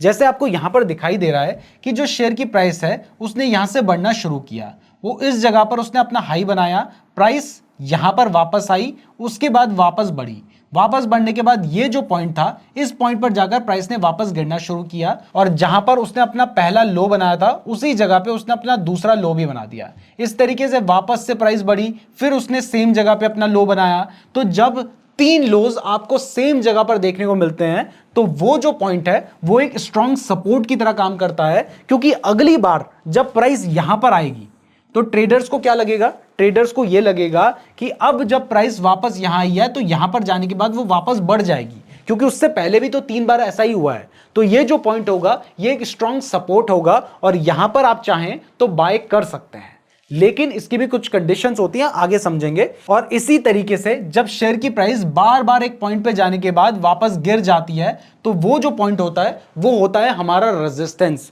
और जब प्राइस वापस से इसके पास जा रही है तो चांसेस होते हैं कि प्राइस वहां से गिर सकती है, लेकिन इसके भी कुछ कंडीशंस होते हैं। जैसे यहां पर आप देख सकते हैं कि प्राइस ने अपने रेजिस्टेंस को ब्रेक कर दिया है और उसके बाद जो प्राइस है वो ऊपर निकल गई है। तो अगर ऐसा होता है तो इसका मतलब है कि अब प्राइस जो है वो बहुत ज्यादा बढ़ सकती है। ये चीज भी चलिए प्रैक्टिकली दिखाता हूं, तो डायरेक्टली चार्ट में चलते हैं। तो आ गए हैं हम चार्ट में। अब यहां पर सबसे पहले मैं आपको अप ट्रेंड दिखाता हूं। मैंने आपको बताया था कि जब भी प्राइस कुछ इस तरीके से बढ़ती है तो इसको हम क्या कहते हैं, इसको हम कहते हैं अप ट्रेंड। अब ये सेम चीज आप चार्ट में भी देख सकते हैं। देखिए एग्जैक्टली बिल्कुल ऐसा तो नहीं बनता है क्योंकि ये मार्केट है, यहां पर थोड़े बहुत चेंजेस तो आपको देखने को मिलेंगे। तो सिमिलर तरीके की चीज आपको यहां पर देखने को मिल रही है। आप देख सकते हैं कि प्राइस ने यहां पर अपना क्या बनाया है, लो बनाया है। लो बनाने के बाद प्राइस वापस बढ़ी और यहां पर जाकर उसने क्या बनाया, अपना हाई बनाया। हाई बनाने के बाद प्राइस नीचे आई और जहां पर उसने पहले लो बनाया था उससे थोड़ा ऊपर, यानी हायर लो यहां पर बनाया है। इसके बाद प्राइस वापस बढ़ी और जहां पर उसने पहले हाई बनाया था उसके ऊपर अपना हायर हाई बनाया। उसके बाद प्राइस वापस आपको थोड़ा बहुत गिरती हुई नजर आई और जहां पर उसने पहले लो बनाया था उसके ऊपर लो बनाया। तो ये क्या हुआ, ये हुआ हायर लो। इसके बाद प्राइस वापस बढ़ी और जहां पर उसने पहले हाई बनाया था उस जगह पर उसने अपना हायर हाई बनाया। फिर प्राइस थोड़ा सा नीचे गई, जहां पर उसने पहले लो बनाया था उसके ऊपर लो बनाया है, तो ये हायर लो है। फिर प्राइस वापस से बढ़ के यहां पे चली गई और यहां पे उसने अपना हायर हाई बनाया है। तो जब इस तरीके का हायर हाई हायर लोज हमें देखने को मिलते हैं तो इसको कहा जाता है अप ट्रेंड। तो ये क्या है, ये है अप ट्रेंड। अब इसके बाद अगर आप देखेंगे तो यहां पर प्राइस वापस नीचे आई और इसने ये जो इससे पहले लो बनाया था उसके ऊपर लो बनाया। तो ये हमारा हायर लो तो है, लेकिन इसके बाद प्राइस वापस बढ़ी और दोबारा से उसने जहां पर अपना हाई बनाया था वहीं पर हाई बनाया है। तो ये होगा हमारा इक्वल हाई। इसके बाद प्राइस वापस नीचे गिरी और जहां पर उसने अपना लो बनाया था लगभग वहीं पर उसने अपना लो बनाया। तो ये क्या हो गया, ये हो गया इक्वल हाइज इक्वल लोज। फिर से अगर हम देखें तो लगभग जहां पर उसने अपना पहले हाई बनाया था वहीं पर हाई बनाया है। तो ये क्या है, ये है हमारा इक्वल हाई। और फिर से यहां पर देखेंगे तो जहां पर उसने अपना लो बनाया था वहीं पर उसने अपना लो बनाया है। तो ये है हमारा इक्वल लो। तो ये जो ट्रेंड हमें देखने को मिल रहा है ये कौन सा ट्रेंड है, ये है साइडवेज ट्रेंड। और इसके बाद डाउन ट्रेंड की बात करें तो डाउन ट्रेंड मैंने आपको बताया है कि कुछ इस तरीके से बनता है और इससे हमें समझ आता है कि यहां पर मार्केट जो है वो गिर रहा है। तो इस जगह पर आप देख सकते हैं कि प्राइस ने वापस बढ़ना शुरू किया और जहां पर उसने अपना हाई बनाया था उससे नीचे उसने अपना हाई बनाया है। तो ये क्या होगा, ये होगा लोअर हाई। और उसके बाद प्राइस वापस नीचे गिरी और यहां पर उसने अपना क्या बनाया, लो बनाया। तो ये क्या होगा, लोअर लो। फिर प्राइस यहां पर वापस बढ़ी है, यहां पर उसने अपना क्या बनाया है, लोअर हाई बनाया है, क्योंकि पिछले वाले हाई से नीचे है हाई। उसके बाद वापस से प्राइस नीचे गिरी और यहां पर उसने जो पहले लोअर लो बनाया था उसके भी नीचे लो बनाया है। तो ये क्या होगा, लोअर लो होगा। तो इस तरीके से ये जो ट्रेंड हमें देखने को मिल रहा है ये है हमारा डाउन ट्रेंड। तो इस तरीके से मार्केट का स्ट्रक्चर बनता है। अब यहां पर मैं आपको एक ट्रिक बताता हूं। अच्छा रुको, थोड़ी देर में बताता हूं, पहले मैं आपको यह समझा देता हूं कि सपोर्ट एंड रेजिस्टेंस कैसे बनते हैं। तो ये जो सपोर्ट एंड रेजिस्टेंस होते हैं ये बहुत सारे तरीके के होते हैं। सबसे पहले सपोर्ट एंड रेजिस्टेंस की बात करते हैं जो कि है हॉरिजॉन्टल सपोर्ट एंड रेजिस्टेंस। तो मैंने आपको दिखाया भी था कि अगर कभी जो प्राइस है वो एक रेंज के आसपास ही अपना रेजिस्टेंस लेती है और उसके बाद वापस गिर जाती है। जैसे यहां पर आप देख सकते हैं कि ये एक पॉइंट है जहां पर जाने के बाद प्राइस वापस नीचे गिर गई, फिर प्राइस बढ़ी और लगभग इस लेवल के आसपास वापस से प्राइस नीचे गिरी, फिर प्राइस वापस से बढ़ी, यहां पर जाने के बाद वापस से नीचे गिरी, फिर प्राइस वापस बढ़ी और यहां पर जाने के बाद वापस से नीचे गिरी है। उसके बाद भी आप देख सकते हैं कि ये जो रेंज है, अगर हम इस रेंज को देखें तो ये जो एक हमारा एरिया है इस एरिया में आप मान के चल सकते हैं कि कुछ ना कुछ तो है जिसके बाद प्राइस वापस नीचे गिर जा रही है। तो इस एरिया को हम क्या मान सकते हैं, ये है हमारा रेजिस्टेंस। तो ये हमारा रेजिस्टेंस है। अब सपोर्ट क्या होगा, सपोर्ट वो एरिया होता है जहां पर जाने के बाद प्राइस वापस बढ़ जाती है। तो आप देख सकते हैं कि प्राइस नीचे आ रही थी, ये एक जगह थी जहां पर जाने के बाद प्राइस वापस बढ़ गई। उसके बाद वापस से प्राइस नीचे आई, यहां पर जाने के बाद प्राइस वापस बढ़ गई, फिर प्राइस वापस से नीचे आई, यहां पर जाने के बाद प्राइस वापस बढ़ी, फिर इस लेवल पे जाने के बाद प्राइस वापस बढ़ी, फिर आप देख सकते हैं कि वापस से प्राइस इस लेवल के पास आई और यहां पर आने के बाद वापस बढ़ गई है। तो ये वाला जो हमारा लेवल है, ये हमारा कौन सा लेवल है, ये होगा हमारा सपोर्ट लेवल। तो अब ये जो सपोर्ट एंड रेजिस्टेंस लेवल है, इनको ट्रेड करने के दो तरीके होते हैं। पहला तरीका होता है कि प्राइस अपने रेजिस्टेंस के पास गई तो यहां पर आपको पता है कि चांसेस हैं कि प्राइस वापस नीचे गिर जाएगी, तो यहां पर आप सेल कर सकते हैं। लेकिन सिर्फ इसको देखकर सेल नहीं करना होता है, इसके साथ और भी चीजें हमें लगा के देखनी होती है ताकि हम कंफर्म हो सकें। तो आपने देखा कि प्राइस यहां पर जाके वापस नीचे आ रही है, तो यहां पर आप क्या कर सकते हैं, यहां पर आप शॉर्ट सेल कर सकते हैं। आपने देखा कि प्राइस बार बार इस लेवल पे आने के बाद बढ़ जाती है, तो यहां पर आने के बाद आप क्या कर सकते हैं, आप बाय कर सकते हैं और इस तरीके से प्रॉफिट कमा सकते हैं। दूसरा जो सबसे ज्यादा इंपॉर्टेंट होता है वो होता है कि अगर ये जो strong support and resistance level है ये ब्रेक होते हैं तो वहां पर हमें बहुत इंपॉर्टेंट सिग्नल्स देखने को मिलते हैं। तो इसमें देखिए कि जैसे ये जो रेजिस्टेंस लेवल है ये ब्रेक हुआ है, उसके बाद हमें कितना बड़ा मूवमेंट देखने को मिला है। और इसके पीछे रीजन ये है कि आपको पता है कि प्राइस बार बार इस लेवल के पास जाने के बाद गिर जा रही थी। तो जैसे ये लेवल टूटा तो जितने भी लोग बाय करने की सोच रहे थे उन्हें लगा कि बार बार प्राइस इस लेवल पे जाने के बाद नीचे आ जा रही थी और अब तो ऊपर चली गई है, इसका मतलब प्राइस बहुत ज्यादा बढ़ने वाली है। और उसके बाद आप देख सकते हैं कि एक बड़ा मूवमेंट आपको देखने को मिला है। इसकी जगह पर अगर मान लीजिए प्राइस ये जो हमारा सपोर्ट लेवल है इसको ब्रेक करके नीचे आ जाती तो उसके बाद प्राइस गिरने के चांसेस होते हैं। यानी सपोर्ट एंड रेजिस्टेंस के हिसाब से आप यहां पर बाय कर सकते हैं और ये जो हमारा सपोर्ट लेवल है इस जगह पर अगर यहां पे ब्रेक डाउन हो जाता है तो आप यहां पर सेल कर सकते हैं। अब ये जो सपोर्ट एंड रेजिस्टेंस है ये आप चार्ट में मार्क कैसे कर सकते हैं, वैसे मैं आपको बता दूं कि ये चार्ट देखने के लिए ट्रेडिंग व्यू का यूज किया जाता है। क्लियर कर दूं कि ये कुछ स्पॉन्सर्ड नहीं है, खुद यूज करता हूं इसलिए आपको बता रहा हूं। तो अब ये जो सपोर्ट एंड रेजिस्टेंस लेवल है इसको मार्क करने के लिए यहां पर आपको एक टूल दिया है जो कि हॉरिजॉन्टल लाइन। तो आप चाहें तो आप हॉरिजॉन्टल लाइन का भी यूज कर सकते हैं या फिर यहां पर एक पैरेलल चैनल नाम से भी एक टूल है, आप इसका यूज करके भी यहां पर इन लेवल्स को मार्क कर सकते हैं। तो जैसे आपने देखा कि इस तरीके से आपने अपना एक जोन बना दिया है और आपको पता चल गया है कि ये जो जोन है ये आपका किस तरीके से काम करता है, ये आपका एक रेजिस्टेंस की तरह से काम करता है। और इसी तरीके से अगर मान लीजिए आपको अपना सपोर्ट जोन को मार्क करना है तो आप फिर से यहां से पैरेलल चैनल को सेलेक्ट कर लीजिए। उसके बाद आपको जहां पर अपना सपोर्ट मार्क करना है आप वहां पे इस तरीके से इसको मार्क कर सकते हैं। तो ऐसे आप अपना सपोर्ट एंड रेजिस्टेंस जोन बना सकते हैं। तो एक तो ये तरीका होता है सपोर्ट एंड रेजिस्टेंस बनाने का। इसके अलावा आप देखिए प्राइस जो है वो हमेशा साइडवेज तो नहीं रहेगी। मैंने आपको बताया कि वो अप ट्रेंड में जाती है और अप ट्रेंड में जो प्राइस बढ़ती है वो इस तरीके से बढ़ सकती है और अगर प्राइस गिरती है तो वो डाउन ट्रेंड में गिरती है। तो वहां पर भी तो हमें पता होना चाहिए कि कहां पर सपोर्ट है ताकि हम उस हिसाब से भी अपना जो ट्रेड है उसको प्लान कर पाए। अब इसके बाद जो दूसरा सपोर्ट एंड रेजिस्टेंस होता है वो होता है ट्रेंड लाइन की फॉर्म में। तो वो कैसे बनानी है, इसके लिए देखिए कि जहां जहां पर आपको लगता है कि जिस जगह पर जाने के बाद मार्केट बढ़ा है तो मैं उस जगह को मार्क करता हूं। तो आप देख सकते हैं मार्केट पहले डाउन ट्रेंड में था और यहां पर जाने के बाद मार्केट वापस बढ़ा, फिर इस पॉइंट पे जाने के बाद, यहां पर जाने के बाद, यहां पर जाने के बाद, यहां पर आपको दिखाई दे रहा है कि मार्केट है तो अप ट्रेंड में। यहां पर हमें हायर हाईज हायर लोज देखने को मिल रहे हैं, लेकिन इस लेवल पे जाने के बाद मार्केट क्या है, मार्केट बार बार बढ़ जा रहा है। तो हम क्या कर सकते हैं, हम इससे लगते हुए भी तो एक लाइन खींच सकते हैं। तो जब हम इससे लगते हुए एक लाइन खींचेंगे तो ये हमारे लिए एक सपोर्ट की तरह एक्ट करेगा। तो वो लाइन कैसे खींचनी है, चलिए ये भी मैं आपको दिखा देता हूं। और यहां पर जिस ट्रिक की मैं उस टाइम पर बात कर रहा था वो ट्रिक भी मैं आपको बताता हूं। तो देखिए जब भी आपको सपोर्ट एंड रेजिस्टेंस ड्रॉ करना है तो वो जब आप कैंडलस्टिक पैटर्न्स देखते हैं ना उसमें ये काफी कंफ्यूजिंग होता है। तो इस जगह पर आप कैंडलस्टिक पैटर्न की जगह लाइंस पैटर्न को यूज कर सकते हैं। तो इसके लिए आपको यहां पर जाना होगा, इस पर क्लिक करने के बाद यहां पर आपको एक लाइन वाला ऑप्शन देखने को मिल रहा है, आप लाइन सेलेक्ट कर लीजिए। अब जैसे आप लाइन सेलेक्ट कर लेंगे तो आपके लिए अब सपोर्ट एंड रेजिस्टेंस को ड्रॉ करना बहुत आसान हो जाएगा क्योंकि यहां पर आपको लो इजीली नजर आ रहे हैं। तो अब आपको क्या करना है, अगर आपको ट्रेंड लाइन ड्रॉ करना है तो वापस से यहां वाले टूल में जाना है और यहां पर जाने के बाद ट्रेंड लाइन का एक टूल है, आप इसको भी यूज कर सकते हैं, लेकिन मैं पर्सनली एक्सटेंडेड लाइन वाले टूल को यूज करता हूं और इस पे ले जाके आपको एक इस तरीके से लाइन ड्रॉ कर लेनी है।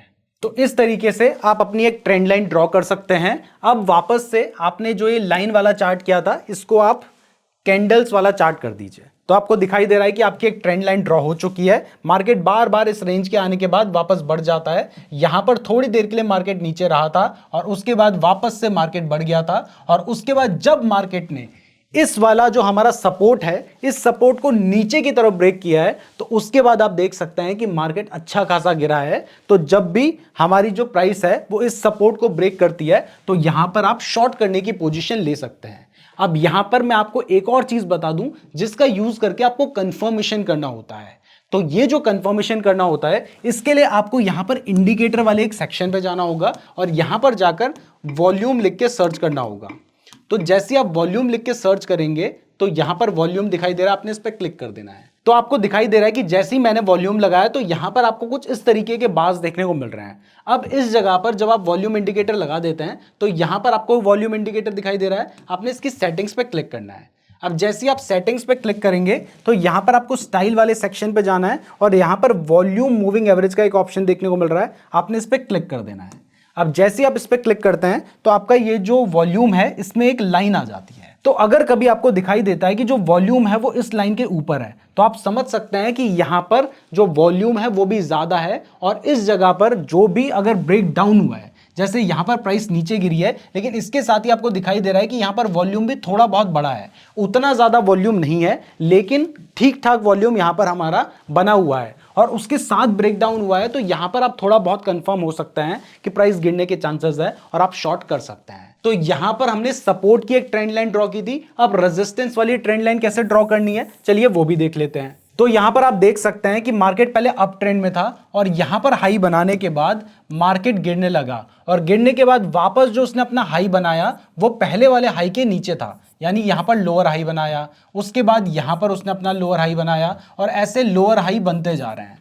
तो अब आपने क्या करना होता है, जब आपको इस तरीके से दिखाई देता है तो आपने इससे लगते हुए भी एक ट्रेंड लाइन ड्रॉ कर लेनी है। तो यहां पर ट्रेंड लाइन ड्रॉ करने के लिए आपको एक्सटेंडेड लाइन वाला टूल यूज करना है, लेकिन आपको कोई कंफ्यूजन ना रहे इसलिए हम वापस से क्या करेंगे, ये जो कैंडल्स वाला चार्ट है इसको लाइन चार्ट में कन्वर्ट कर देंगे। अब जब हमने लाइन चार्ट में इसको कन्वर्ट कर लिया है उसके बाद हम एक्सटेंडेड लाइन वाला टूल यहां से ले लेंगे और उसके बाद इसके हाई से लगते हुए एक इस तरीके से हम यहां पर अपना जो है ट्रेंड लाइन ड्रॉ कर देंगे, जो कि हमारा क्या है, जो कि हमारा एक रेजिस्टेंस है। तो जब आपने ये ट्रेंड लाइन ड्रॉ कर दी है वापस से उसके बाद क्या कीजिए, वापस से लाइन चार्ट को कैंडल चार्ट में कन्वर्ट कर दीजिए और अब आपके सामने ट्रेंड लाइन आ चुकी है। और उसके बाद जब आपको दिखाई देता है कि ये जो ट्रेंड लाइन है ये ऊपर की तरफ ब्रेक हो गई है और उसके साथ ही आपको दिखाई दे रहा है कि वॉल्यूम बढ़ गया है, तो यहां पर प्राइस बढ़ने के चांसेस होते हैं।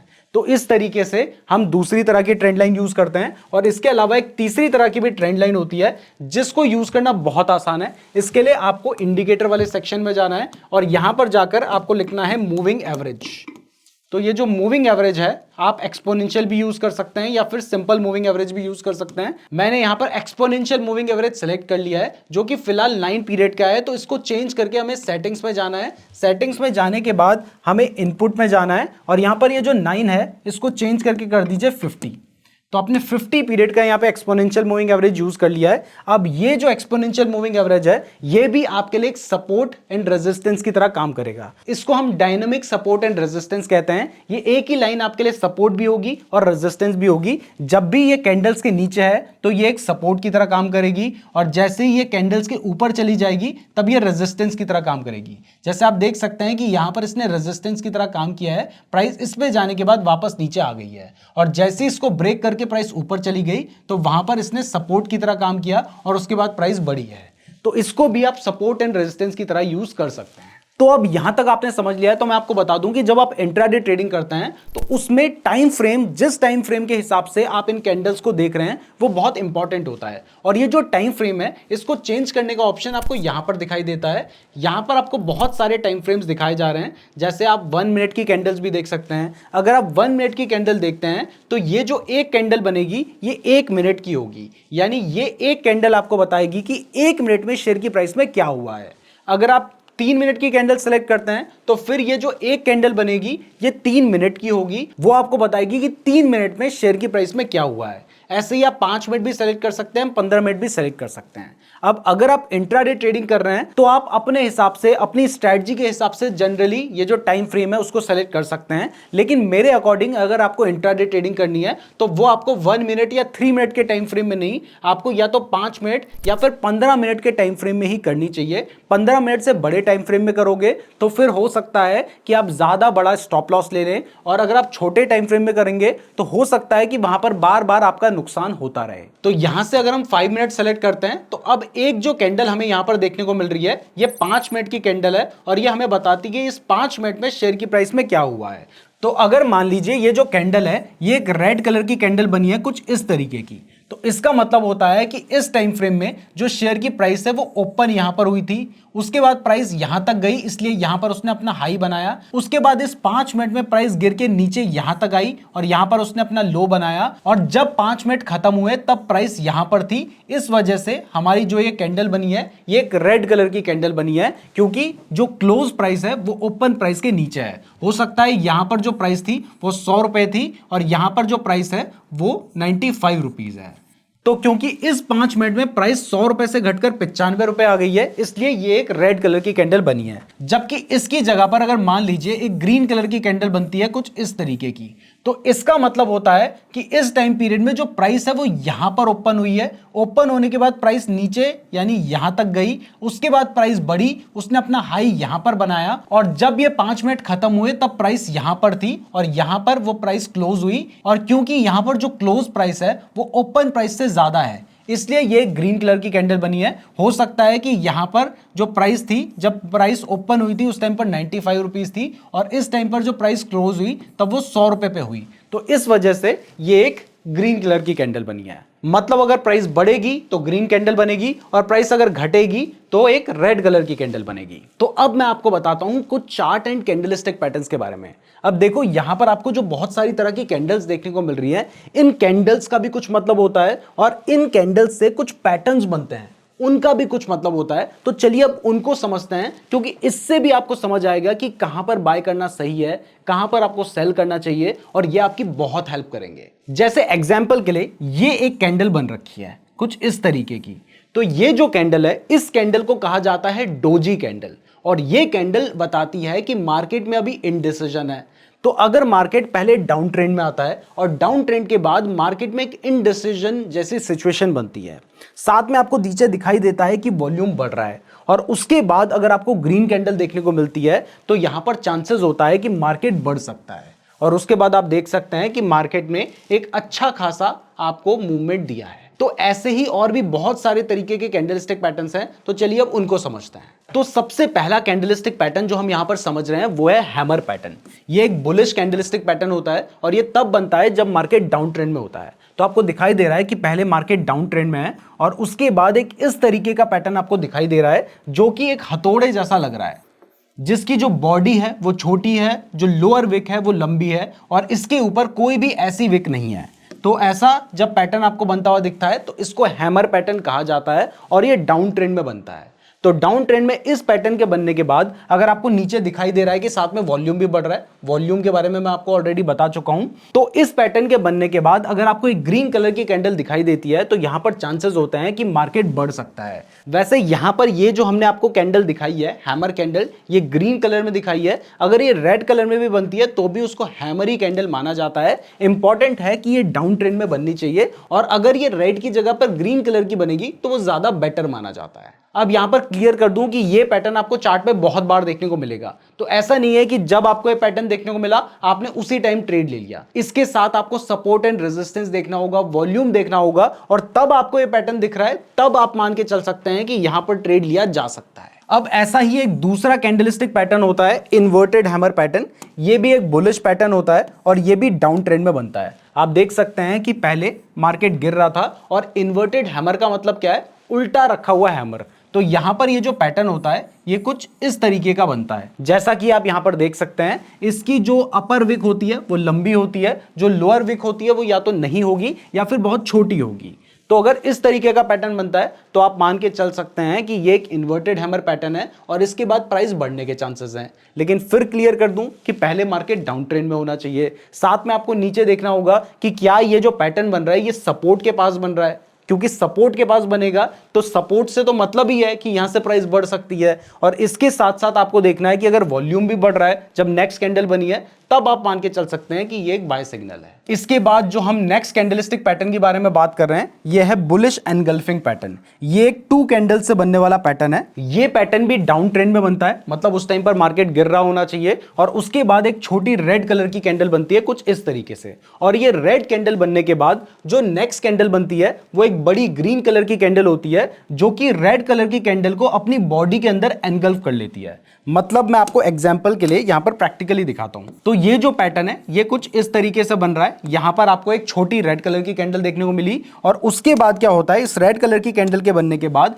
एक बड़ी ग्रीन कलर की कैंडल बनती है। और ये कैंडल इतनी बड़ी होती है कि अगर इससे लगते हुए आप ऐसे लाइन खींचेंगे ना, तो जो इससे पहले वाली कैंडल होगी वो पूरी उसके अंदर आ जाएगी। जैसा कि यहां पर आप देख सकते हैं कि इस कैंडल के आपको अगर बॉडी से लगते हुए लाइन खींचूंगा तो रेड कैंडल उसके पूरे अंदर आ गई है। तो इसको हम बुलिश एनगल्फिंग पैटर्न बोलते हैं, क्योंकि जो ग्रीन कलर की कैंडल है उसने रेड कलर की कैंडल को अपने अंदर रख लिया है, यानी एनगल्फ कर लिया है। तो अगर इस तरीके का पैटर्न बनने के बाद जो नेक्स्ट कैंडल है वो एक ग्रीन कलर की कैंडल बनती है कुछ इस तरीके से, तो यहां से चांसेस होते हैं कि मार्केट ऊपर जा सकता है। लेकिन इसके लिए बहुत इंपॉर्टेंट है कि पहले मार्केट डाउन ट्रेंड में होना चाहिए। दूसरा, ये जो कैंडल बननी चाहिए ये एक बुलिश एनगल्फिंग पैटर्न होना चाहिए। इसके बाद तीसरा, नीचे वॉल्यूम भी बढ़ा हुआ होना चाहिए। और चौथा, अगर ये सपोर्ट के पास बनेगी तो ज्यादा चांसेस होंगे, यानी आप ज्यादा कंफर्म हो सकते हैं कि मार्केट बढ़ सकता है। और क्लियर कर दूं कि हर बार तो कोई भी तरीका, कोई भी स्ट्रैटेजी, कोई भी पैटर्न काम नहीं करता है। अब इसके बाद जो हमारा नेक्स्ट बुलिश कैंडलस्टिक पैटर्न है वो है पियर्सिंग लाइन पैटर्न।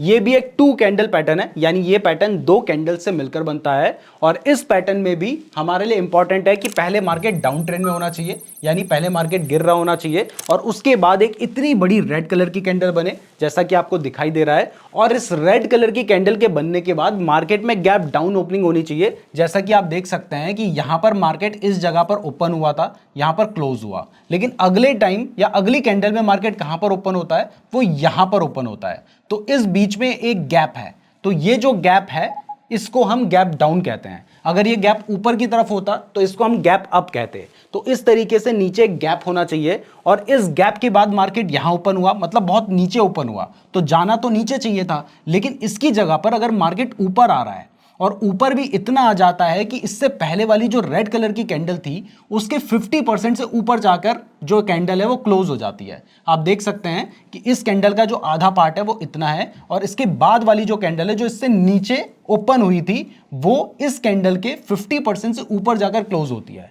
तो इसको हम पियर्सिंग लाइन पैटर्न बोलते हैं। और अगर ये पैटर्न हमारा डाउन ट्रेंड में बनता है तो उसके बाद चांसेस होते हैं कि मार्केट बढ़ सकता है, बट उसके लिए भी आपको बाकी सारे कंफर्मेशन देखने होंगे। तो ये 4 मैंने आपको बुलिश पैटर्न्स बताए हैं जिनके बनने के बाद मार्केट के बढ़ने के चांसेस होते हैं। लेकिन देखिए ऐसे बहुत सारे पैटर्न्स हैं, तो वो सब कुछ इंट्राडे ट्रेडिंग की वीडियो के अंदर कवर करना पॉसिबल नहीं है। तो इसके लिए हमने एक सेपरेट वीडियो बना रखी है जो कि है कैंडलस्टिक पैटर्न हिंदी। तो आप YouTube में सर्च कीजिए नीरज जोशी कैंडलस्टिक पैटर्न और ये वाली वीडियो को देख लीजिए, या फिर डिस्क्रिप्शन में आपको लिंक मिल ही जाएगा। अब इसके बाद मैं आपको कुछ बियरिश कैंडलस्टिक पैटर्न्स भी बताता हूं। बियरिश कैंडलस्टिक पैटर्न्स वो होते हैं जिनके बनने के बाद मार्केट के गिरने के चांसेस होते हैं। तो ये भी बहुत सारे तरीके के पैटर्न्स होते हैं, बट मैं आपको कुछ एग्जाम्पल के लिए पैटर्न समझा देता हूं। तो इसमें जो हमारा सबसे पहला पैटर्न है वो है बियरिश एनगल्फिंग पैटर्न। तो ये जो हमारा बियरिश एनगल्फिंग पैटर्न है ये अप ट्रेंड में बनता है और इस पैटर्न के बनने के बाद जो सबसे पहली कैंडल हमारी बनती है वो बनती है एक ग्रीन कलर की कैंडल कुछ इस तरीके से। और इस ग्रीन कलर की कैंडल के बनने के बाद एक बड़ी रेड कलर की कैंडल बनती है जो कि ग्रीन कलर की कैंडल को पूरा अपने अंदर समेट लेती है और इसको हम कहते हैं बियरिश एनगल्फिंग पैटर्न। तो जब ये पैटर्न अप ट्रेंड में बनता है और उसके बाद मार्केट गिरने लगता है और हमें एक रेड कलर की कैंडल देखने को मिलती है, तो यहां पर चांसेस होते हैं कि मार्केट बहुत ज्यादा गिर सकता है, बट इसके लिए भी आपको देखना होगा कि वॉल्यूम बढ़ रहा होना चाहिए। एक बहुत लोगों को कंफ्यूजन होता है कि अगर मार्केट बढ़ रहा है तो वहां पर वॉल्यूम बढ़ना चाहिए और अगर मार्केट गिर रहा है तो वहां पर वॉल्यूम घटना चाहिए, लेकिन ऐसा नहीं है। वॉल्यूम बढ़ने का मतलब होता है कि ज्यादा लोग उस पर्टिकुलर स्टॉक में ट्रेड कर रहे हैं या इंटरेस्टेड हैं। तो अगर ज्यादा लोग ट्रेड कर रहे हैं तो ट्रेड करने के लिए बायर भी होगा, सेलर भी होगा, यानी दोनों तरह के लोग मार्केट में अवेलेबल होंगे। तो वॉल्यूम बढ़ने का मतलब है उसमें ट्रेडिंग एक्टिविटी बढ़ी है, तो इसलिए दोनों ही केस में वॉल्यूम बढ़ना चाहिए।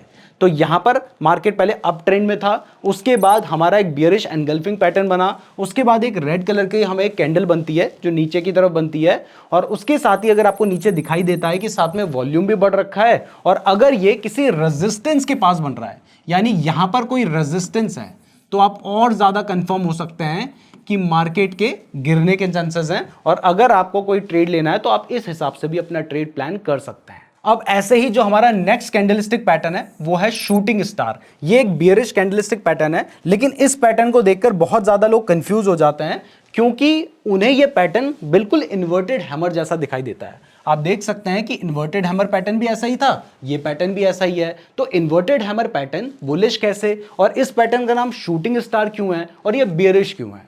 तो यहां पर सबसे ज्यादा इंपॉर्टेंट है ट्रेंड। जो हमारा इन्वर्टेड हैमर पैटर्न था वो बन रहा था डाउन ट्रेंड में। तो डाउन ट्रेंड के बाद अगर हमारा ये वाला पैटर्न बनता है तो ये जो पैटर्न होता है उसको इन्वर्टेड हैमर कहा जाता है, जो कि एक बुलिश पैटर्न होता है। लेकिन अगर ये पैटर्न अप ट्रेंड में बनता है, यानी मार्केट बढ़ रहा था और उसके बाद ये पैटर्न बनता है, तो ये एक बेयरिश पैटर्न होता है और इसको शूटिंग स्टार कहा जाता है। तो अगर इस पैटर्न के बनने के बाद एक रेड कलर की कैंडल बनती है तो यहां पर आप मानकर चल सकते हैं कि इसके बाद मार्केट गिरने के चांसेस हैं। इसके साथ ही नीचे वॉल्यूम भी बढ़ा हुआ होना चाहिए, और अगर ये भी रेजिस्टेंस के पास बनता है तो फिर बहुत ज्यादा चांसेस होते हैं कि यहां से मार्केट गिर सकता है। तो अगर आपको लगता है तो आप यहां पर शॉर्ट कर सकते हैं। इसके बाद जो नेक्स्ट हमारा बियरिश पैटर्न है वो है हैंगिंग मैन पैटर्न। ये पैटर्न देखकर आपको लग रहा है बिल्कुल हैमर पैटर्न, बट ये हैमर पैटर्न क्यों नहीं है अब ये आप समझ चुके होंगे, क्योंकि ये बन रहा है अप ट्रेंड में और हैमर पैटर्न कहां बनता है, वो बनता है हमारा डाउन ट्रेंड में। तो अगर हैमर ही पैटर्न अप ट्रेंड में बनता है तो उसको हैंगिंग मैन पैटर्न कहा जाता है, और इस पैटर्न के बनने के बाद मार्केट के गिरने के चांसेस होते हैं। बट हम वो तभी मानेंगे जब इसके बाद वाली जो कैंडल है वो एक रेड कलर की कैंडल बने। इसके साथ ही मैंने आपको कहा है कि वॉल्यूम बढ़ा हुआ होना चाहिए, तभी आप इसके बेसिस पे ट्रेड लें, अदरवाइज आपको बहुत सारे फेक ट्रेड्स मिल जाएंगे। और इसके साथ ही अगर ये ऊपर रेजिस्टेंस है यहां पर कहीं, तो फिर बहुत ज्यादा चांसेस हैं कि मार्केट गिर सकता है। तब आपको अगर ठीक लगता है बाकी सारी चीजें देखने के बाद, तो आप यहां पर शॉर्ट करने की पोजीशन ले सकते हैं। अब इसके अलावा भी बहुत सारे बेयरिश पैटर्न्स होते हैं। वो सारे पैटर्न्स को अगर बिल्कुल फ्री में सीखना है, जो कि लोग 5 से 10 हजार रुपए में सिखाते हैं, तो यूट्यूब में सर्च कर लो नीरज जोशी कैंडलस्टिक पैटर्न, और इसकी एक पूरी प्लेलिस्ट हमने बना रखी है, आप उसको बिल्कुल फ्री में देख सकते हैं। वैसे वीडियो पसंद आ रही है तो वीडियो को लाइक और चैनल को सब्सक्राइब जरूर कर लेना। और हाँ, अगर आप ट्रेडिंग के लिए डीमैट अकाउंट खुलवाना चाहते हैं तो लिंक डिस्क्रिप्शन में आपको मिल जाएगा। तो अब आपने बहुत सारे कैंडलस्टिक पैटर्न समझ लिए हैं, तो अब बात करते हैं चार्ट पैटर्न्स के बारे में। पहले ये भी मैं आपको डायरेक्टली चार्ट में दिखाता हूं, उसके बाद मैं आपको यहां पर पीडीएफ में भी ये समझाऊंगा। तो यहां पर मैं आपको एग्जांपल के लिए एक पैटर्न दिखाता हूं। अभी मुझे पता है कि आप में से ज्यादातर लोगों को यहां पर चार्ट में कोई भी पैटर्न समझ नहीं आ रहा होगा, लेकिन जैसे ही मैं दिखाऊंगा वैसे ही आपको वो पैटर्न दिखने लगेगा, और उसके बाद मैं उसका मतलब भी आपको समझाऊंगा। तो एक पैटर्न होता है inverted head and shoulder pattern, जिस पैटर्न के बनने के बाद मार्केट के बढ़ने के चांसेस होते हैं, क्योंकि ये एक बुलिश पैटर्न होता है। तो ये पैटर्न कुछ इस तरीके से बनता है। अब इसमें ये जो है ये क्या है, यह है एक शोल्डर, ये है दूसरा शोल्डर, और ये है हमारा हेड। अब जो हेड होना चाहिए वो इस पैटर्न के अकॉर्डिंग हमारे जो शोल्डर्स हैं उनसे बड़ा होना चाहिए। तो आप देख सकते हैं कि यहां पर हमारे 2 शोल्डर हैं और हेड हमारे शोल्डर से बड़ा है।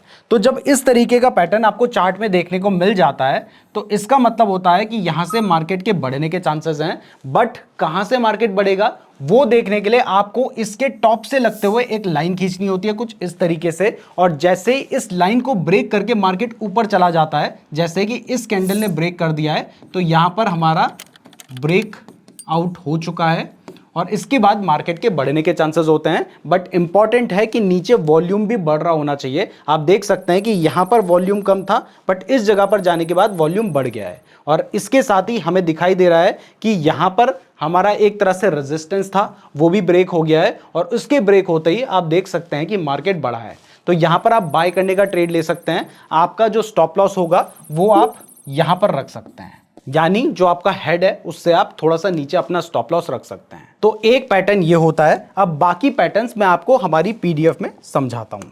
तो inverted head and shoulder pattern का जो अपोजिट पैटर्न होता है वो होता है हेड एंड शोल्डर पैटर्न, जो कि एक बेयरिश पैटर्न होता है। इसमें मार्केट पहले अप ट्रेंड में होता है कुछ इस तरीके से, उसके बाद इस लेवल पे जाने के बाद प्राइस गिरती है और यहां तक नीचे आती है। यहां तक नीचे आने के बाद प्राइस वापस बढ़ती है और जहां पर उसने अपना रेजिस्टेंस लिया था इस जगह पर, इससे ऊपर चली जाती है और इस तरीके से अपना हेड बनाती है।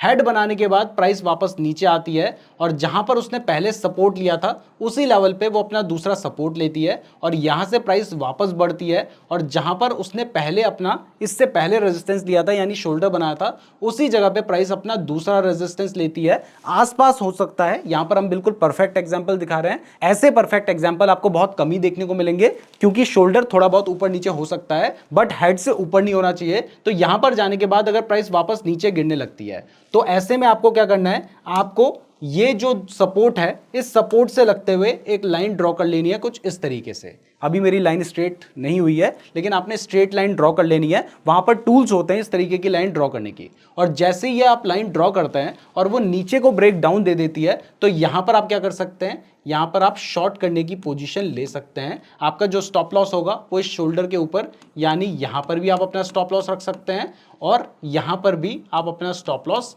रख सकते हैं। तो इस तरीके से आप हेड एंड शोल्डर पैटर्न का यूज करके शॉर्ट कर सकते हैं। अब इसके अलावा और भी बहुत सारे पैटर्न्स होते हैं बट दो पैटर्न्स और बताता हूं, दो मैं आपको ऑलरेडी बता चुका हूं।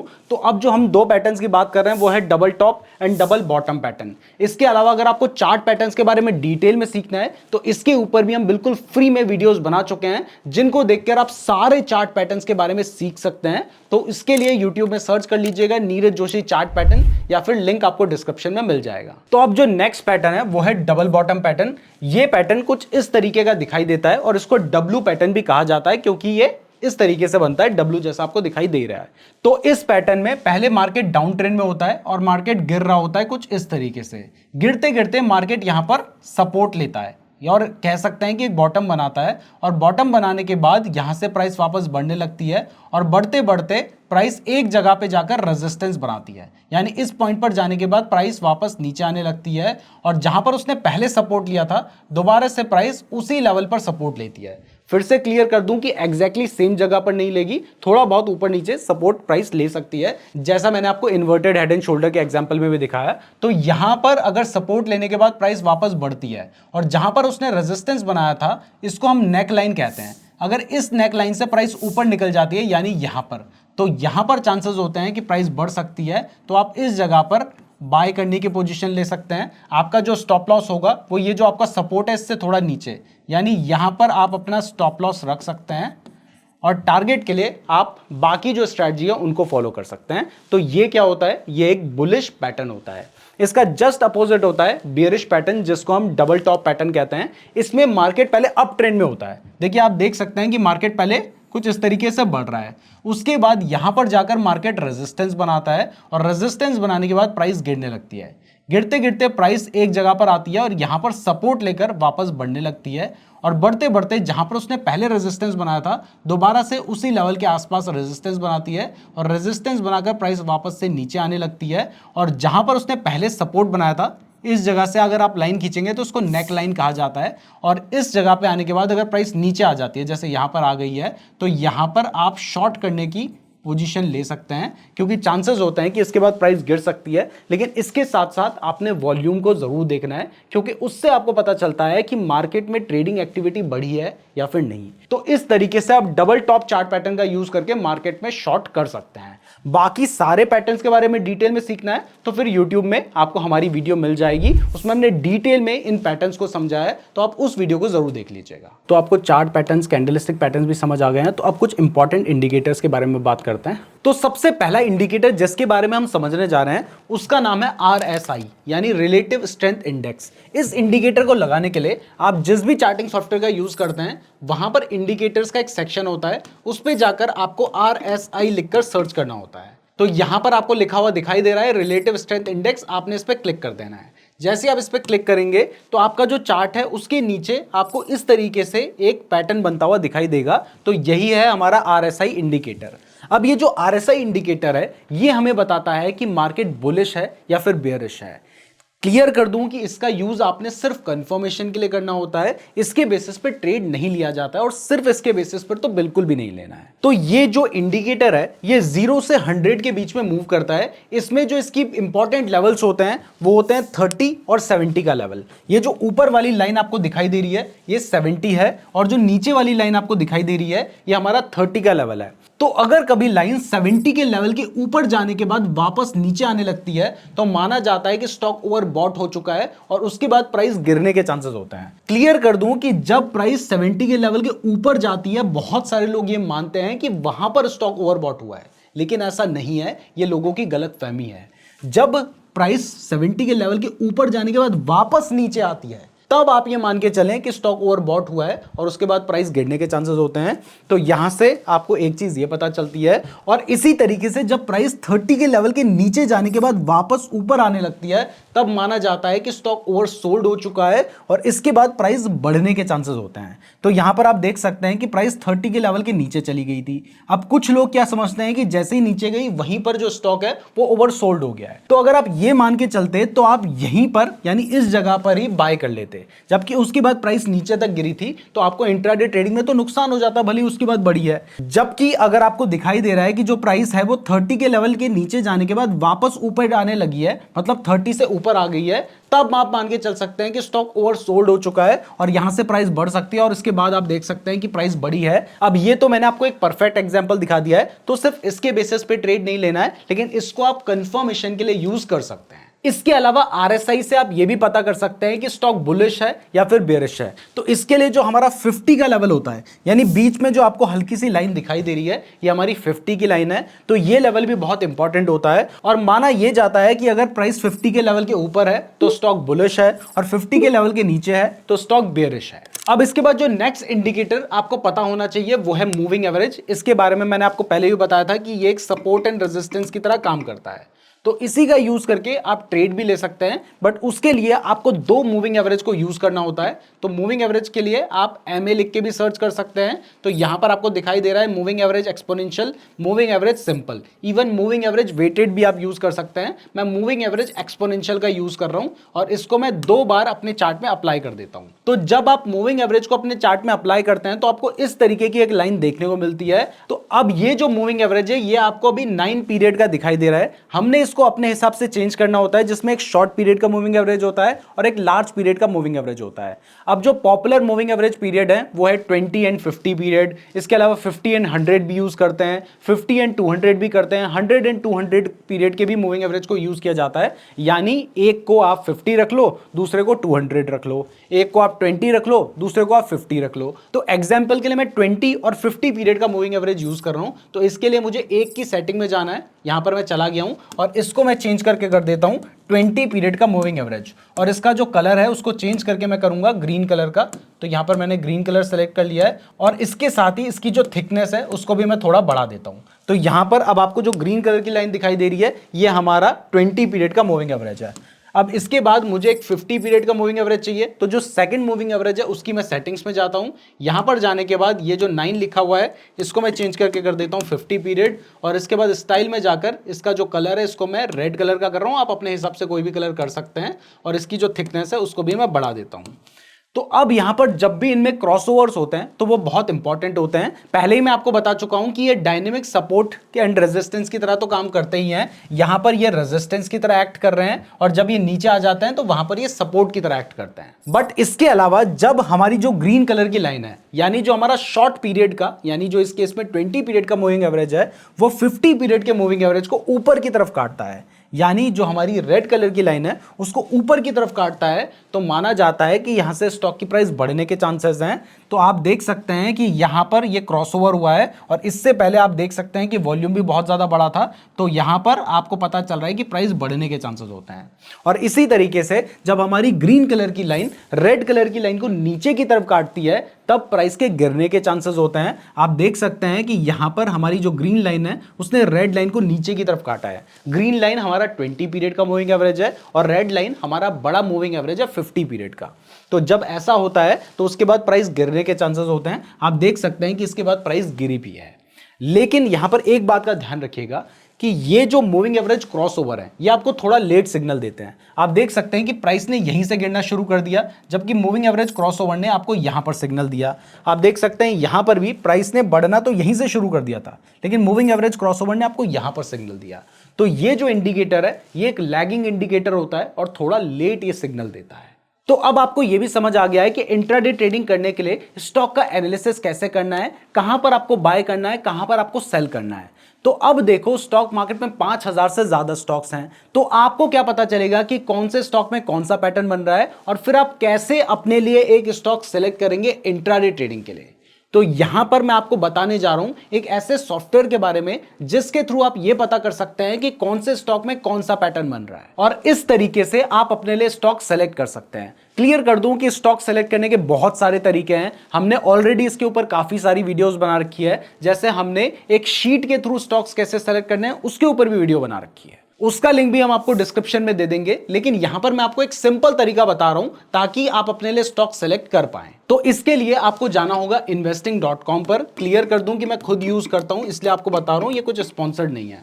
तो आपने investing.com पे जाना है और यहां पर जाने के बाद आपको सबसे पहले लॉगिन करना होगा, क्योंकि अगर आप लॉगिन नहीं करेंगे तो फिर आपको यूएस वाले स्टॉक्स भी दिखाए जाएंगे। तो आप लॉगिन जरूर कर लीजिएगा। तो मैंने क्योंकि ऑलरेडी लॉगिन कर रखा है इसलिए हमें ये पेज देखने को मिल रहा है। अब जब आप लॉगिन कर लेंगे तो यहां पर आपको एक टूल्स का ऑप्शन देखने को मिल रहा है, आपने इस पे क्लिक करना है। इस पे क्लिक करने के बाद यहां पर आपको एक स्टॉक स्क्रीनर का ऑप्शन देखने को मिल रहा है, आपने इस पे क्लिक कर देना है। जैसे आप उस पर क्लिक कर देंगे तो आप इस पेज पर रीडायरेक्ट हो जाएंगे। यहां पर आप थोड़ा सा नीचे स्लाइड करेंगे तो आपको एक ये पेज देखने को मिलेगा।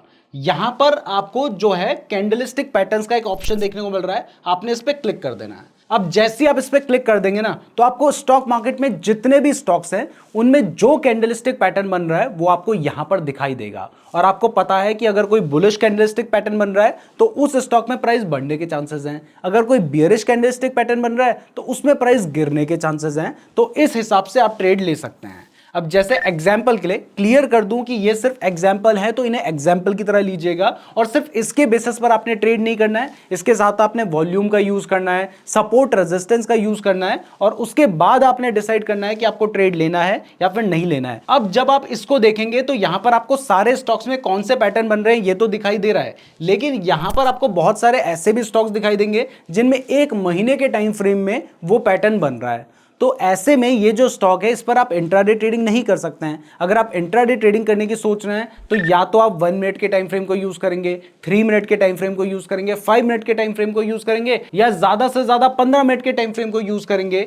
तो अगर आपको चाहिए कि सिर्फ यही टाइम फ्रेम्स आपको दिखाई दें तो इसके लिए यहां पर कस्टमाइज पे क्लिक कीजिए। जैसे आप कस्टमाइज पे क्लिक कर देते हैं तो उसके बाद यहां पर आपको टाइम फ्रेम सेलेक्ट करने का ऑप्शन आता है। तो यहां पर हमारे मतलब का सिर्फ 15 मिनट का टाइम फ्रेम है, तो बाकी सारे टाइम फ्रेम को हटाकर आप सिर्फ 15 मिनट के टाइम फ्रेम को सेलेक्ट कर लीजिए। इसके अलावा यहां पर रिलायबिलिटी का एक ऑप्शन है, तो वो आप 3 स्टार रखेंगे तो ज्यादा बेटर रहेगा और आपको बेटर रिलायबल पैटर्न्स देखने को मिलेंगे। और ये सब करने के बाद आप अप्लाई पे क्लिक कर दीजिए। जैसे आप अप्लाई पे क्लिक करते हैं तो अब आपको वो स्टॉक्स दिखाई जाएंगे जो कि बहुत ज्यादा रिलायबल हैं, जिनमें अच्छे पैटर्न्स देखने को मिल रहे हैं और वो पैटर्न्स कैसा है ये भी आपको पता चलेगा। तो यहां पर आपको दिखाई दे रहा है कि अब ये सारे जो पैटर्न्स हैं ये 15 मिनट के टाइम फ्रेम में बन रहे हैं और अब आपके लिए स्टॉक्स भी बहुत कम हो चुके हैं। तो अब आप आसानी से अपना एनालिसिस कर सकते हैं। इन सभी को इस वेबसाइट ने 3 स्टार दिए हैं, यानी ये रिलायबल पैटर्न्स हैं। और उसके बाद वो पैटर्न है कौन सा ये देखते हैं। तो यहां पर आपको दिखाई दे रहा है कि ये एक मॉर्निंग डोजी स्टार पैटर्न बन रहा है, जो कि यहां पर आपको दिखाया जा रहा है कि एक बुलिश पैटर्न है। आपको दिखाई दे रहा है यहां पर 3 इनसाइड अप पैटर्न बन रहा है जो कि एक बुलिश पैटर्न है। इसके अलावा एबंडेंट बेबी बुलिश पैटर्न बन रहा है, वो भी एक बुलिश पैटर्न है। इसके अलावा बेयरिश पैटर्न्स देखने हैं, अगर आपको शॉर्ट सेल करना है तो 3 ब्लैक क्रोज बन रहे हैं इन सभी स्टॉक्स में। स्टॉक के नाम भी आपको सामने दिखाई दे रहे हैं। जैसे एग्जांपल के लिए यहां पर दिखाया जा रहा है कि आईसीआईसीआई बैंक में मॉर्निंग डोजी स्टार पैटर्न बन रहा है 15 मिनट के टाइम फ्रेम में, जो कि एक बुलिश पैटर्न है। तो इस तरीके से आपको पता है कि इस स्टॉक में एक बुलिश पैटर्न बन रहा है, तो अब आप क्या कर सकते हैं, आप इस स्टॉक के ऊपर अपना एनालिसिस कर सकते हैं, और एनालिसिस करना भी आपने सीख लिया है, और इसके बेसिस पर आप डिसाइड कर सकते हैं कि कब और कहां पर आपने इस स्टॉक को बाय करके प्रॉफिट अर्न करना है। तो अब आपको स्टॉक सिलेक्शन भी क्लियर हो गया है, स्टॉक का एनालिसिस करना भी आ गया है। लेकिन अगर आप इंट्राडे ट्रेडिंग करने जाएंगे और कुछ बेसिक कंसेप्ट्स आपको नहीं पता होंगे जो कि अभी तक मैंने नहीं बताए हैं, तो तब आपको नुकसान होने के जो चांसेस होंगे वो बहुत ज्यादा बढ़ जाएंगे। तो अब इसको ध्यान से समझ लीजिएगा। वैसे अभी तक वीडियो को लाइक नहीं किया तो वीडियो को लाइक और चैनल को सब्सक्राइब जरूर कर देना, और साथ ही कमेंट करके जरूर बताना कि आपको वीडियो कैसी लग रही है। और साथ ही अगर आप चाहते हैं कि हम इस तरीके की और वीडियोस बनाएं, फ्री में आपको कोर्स प्रोवाइड करें, तो कमेंट जरूर कीजिएगा। तो इसमें जो सबसे पहला बेसिक कंसेप्ट है वो है स्टॉप लॉस। मान लो आपने एक ट्रेड लिया जिससे आपने 10,000 रुपए कमा लिए, उसके बाद आपने दूसरा ट्रेड लिया, उसमें आपने 5,000 रुपए कमा लिए। ऐसे आपने 2 ट्रेड से 15,000 रुपए कमा लिए हैं, और जैसा आपने सोचा था मार्केट में बिल्कुल वैसा ही हुआ। लेकिन हर बार जैसा आप सोचेंगे वैसा नहीं होगा। तो मान लीजिए आपने एक थर्ड ट्रेड लिया, जिस ट्रेड को आपने 100 रुपीज की प्राइस में बाय किया। उसके बाद क्या होता है कि आपके बाय करने के बाद जो प्राइस है वो अचानक से गिरने लगती है, और गिरते गिरते 70 रुपीज आ जाती है, जिससे आपको 20,000 रुपए का नुकसान हो जाता है। तो ऐसे में तो आपने इन 2 ट्रेड में जो कमाया था वो एक ही बारी में चला जाएगा, और ऐसा तो एक ना एक बार होगा, तो फिर तो आप कभी भी ट्रेडिंग से पैसे नहीं कमा पाएंगे। तो इसलिए यहां पर बहुत इंपॉर्टेंट होता है स्टॉप लॉस की नॉलेज होना। स्टॉप लॉस एक ऐसा तरीका होता है जिससे हम अपने लॉस को कम कर सकते हैं। अब इस जगह पर अगर मान लीजिए आपने वो ट्रेड लिया था 100 रुपीज में, और वहां पर आपने अगर 90 रुपीज का स्टॉप लॉस लगा रखा होता, तो ऐसे में क्या होता कि अगर मान लीजिए प्राइस बढ़ती है तो वो कितना भी जा सकती है और आप कितना भी प्रॉफिट कमा सकते हैं। लेकिन अगर प्राइस गिरती है और वो गिरकर 90 रुपीज पर आती है, आप अपने हिसाब से डिसाइड कर सकते हैं स्टॉप लॉस। तो मान लेते हैं कि वो 90 रुपीज पे आती है, तो जैसे ही प्राइस 90 रुपीज पे आएगी, आपका जो ट्रेड होगा वो ऑटोमेटिकली एग्जिट हो जाएगा, और उसके बाद प्राइस गिरकर चाहे 60 आए, 50 आए या 0 हो जाए, आपको इससे कोई फर्क नहीं पड़ेगा। तो हमेशा जब आप ट्रेड लेते हैं आपको अपनी स्ट्रैटेजी के हिसाब से वहां पर स्टॉप लॉस लगाना होता है। तो चलिए अब प्रैक्टिकली स्टॉप लॉस कैसे लगाया जाता है वो भी मैं आपको दिखाता हूं। तो फिर से मैं एक ट्रेड ले रहा हूं, ये भी सिर्फ एक एग्जांपल है। तो मान लीजिए मुझे लगता है कि इस स्टॉक की प्राइस बढ़ सकती है, तो इसको हमें बाय करना होता है। तो यहां पर हम इंट्राडे वाले ऑप्शन में जाते हैं, और जितने स्टॉक आप बाय करना चाहते हैं वो आप यहां से सिलेक्ट कर सकते हैं। मान लीजिए मैं 30 स्टॉक्स बाय करना चाहता हूं, तो मैंने 30 स्टॉक सेलेक्ट कर लिए हैं, और उसके बाद हमें प्लेस बाय ऑर्डर का ऑप्शन आता है, तो हमने उस पर क्लिक करना है, और जैसे हम कंफर्म पे क्लिक करते हैं हमारा जो ऑर्डर है वो एग्जीक्यूट हो चुका है। आप देख सकते हैं कि ये जो 30 शेयर्स हैं इन्हें मैंने इंट्राडे में बाय कर लिया है, और अब जैसे इसकी प्राइस घटेगी हमें लॉस होना स्टार्ट हो चुका है। तो इसको मैंने 970 रुपीज एंड 90 पैसे की प्राइस में बाय किया है। अब मुझे डर है कि कहीं प्राइस गिरकर ज्यादा नीचे आ गई फिर तो मुझे बहुत नुकसान हो जाएगा। तो अब इस जगह पे मैं क्या कर सकता हूं, मैं यहां पर स्टॉप लॉस लगा सकता हूं। तो उस स्टॉप लॉस को लगाने के लिए हमें इस पर क्लिक करना है, और जैसे आप इस पर क्लिक करते हैं तो नीचे आपको स्टॉप लॉस का एक ऑप्शन देखने को मिल रहा है, आपने उस पर क्लिक कर देना है। जैसे आप उस पर क्लिक करेंगे तो अब यहां पर आपके पास ऑप्शन आता है अपना स्टॉप लॉस ऑर्डर लगाने का। तो जैसे इसकी प्राइस चल रही है 973 रुपीज, मुझे लगता है कि अगर प्राइस 968 रुपीज पे आएगी तो ये ऑटोमेटिकली सेल हो जाना चाहिए, मैं इससे ज्यादा नुकसान बर्दाश्त नहीं कर सकता। तो हमें यहां पर ट्रिगर प्राइस में 968 रुपीज डाल देना है। जैसे आप 968 रुपीज ट्रिगर प्राइस में डाल देंगे तो ऑटोमेटिकली आपकी लिमिट प्राइस यहां पर सेट हो चुकी है, और उसके बाद आपने प्लेस सेल ऑर्डर पे क्लिक कर देना है। तो जैसे आपने प्लेस सेल ऑर्डर पे क्लिक किया है तो आप देख सकते हैं कि यहां पर हमारे ऑर्डर्स में एक पेंडिंग ऑर्डर दिखाया जा रहा है, जिसकी जो प्राइस है वो है 968 रुपीज। यानी अब अगर इसकी प्राइस 968 रुपीज पे आती है तो ये जो शेयर है ये ऑटोमेटिकली सेल हो जाएंगे, और मुझे उससे ज्यादा नुकसान हो ही नहीं सकता है। तो यहां पर हमें 97 रुपीज का प्रॉफिट चल रहा है, प्राइस चल रही है 974 रुपीज एंड 95 पैसा।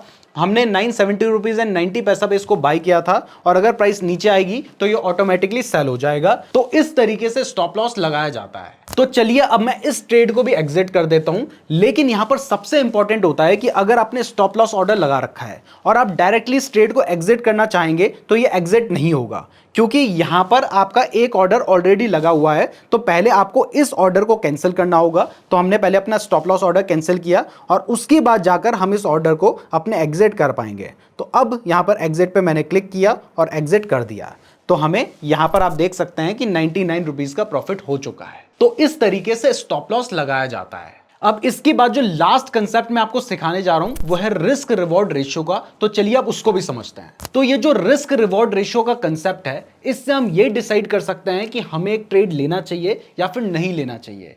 और इसको डिसाइड करने के लिए आपकी जो स्ट्रैटेजी होती है वो बहुत इंपॉर्टेंट होती है। जैसे मान लीजिए आपको अपनी स्ट्रैटेजी लगाने के बाद, चाहे आप कैंडलस्टिक पैटर्न्स का यूज कर रहे हैं, प्राइस एक्शन लगा के देख रहे हैं, या फिर आप किसी इंडिकेटर के बेसिस पे डिसाइड कर रहे हैं कि आपको इस स्टॉक को यहां पर यानी 100 रुपीज में बाय करना चाहिए, और अपनी स्ट्रैटेजी के हिसाब से आपको लगता है कि आपका जो स्टॉप लॉस होगा वो होगा 90 रुपीज का। लेकिन मान लो अगर आपको अपनी स्ट्रैटेजी के हिसाब से लग सकता है कि यहां पर जो प्राइस है वो सिर्फ 105 रुपए जा सकती है, तो क्या आप यहां पर जो 10 रुपए का रिस्क ले रहे हैं वो भी सिर्फ 5 रुपए कमाने के लिए, वो सही है? बिल्कुल भी सही नहीं है। आप 5 रुपए कमाने के लिए 10 रुपए का रिस्क क्यों लेंगे? अगर आप 10 रुपए का रिस्क ले रहे हैं तो आपको कम से कम 10 रुपए तो कमाने ही चाहिए। तो इसी को हम रिस्क टू रिवॉर्ड रेशियो कहते हैं। अगर आपका 10 रुपए का रिस्क है और आप 10 रुपए ही कमा रहे हैं, तो यहां पर जो आपका रिस्क टू रिवॉर्ड रेशियो होगा वो होगा 1:1। इससे अगर आपको एक ट्रेड में प्रॉफिट होगा, दूसरे ट्रेड में नुकसान होगा, तो यहां पर आप ब्रेक इवन में आ जाएंगे।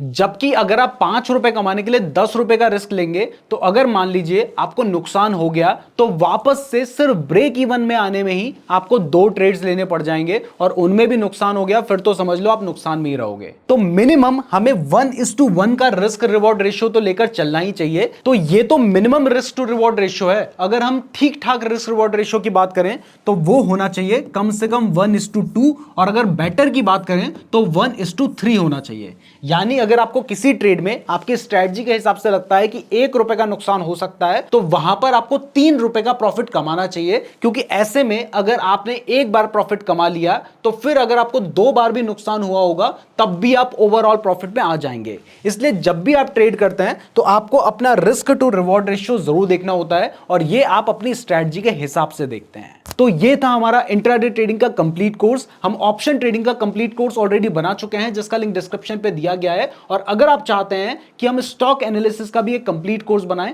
तो इसके लिए कमेंट जरूर कीजिएगा। वीडियो पसंद आई है तो वीडियो को लाइक और चैनल को सब्सक्राइब जरूर कर देना। फ्री डीमैट अकाउंट का लिंक डिस्क्रिप्शन पे दिया गया है। ऑप्शन ट्रेडिंग का फुल कोर्स आपको यहां पर नजर आ रहा है, आप इस पर क्लिक करके उसको देख सकते हैं। और अगर आपने यहां तक वीडियो देखी है तो आप हमारे लिए बहुत ज्यादा स्पेशल है, कॉमेंट करके जरूर बताइएगा। धन्यवाद।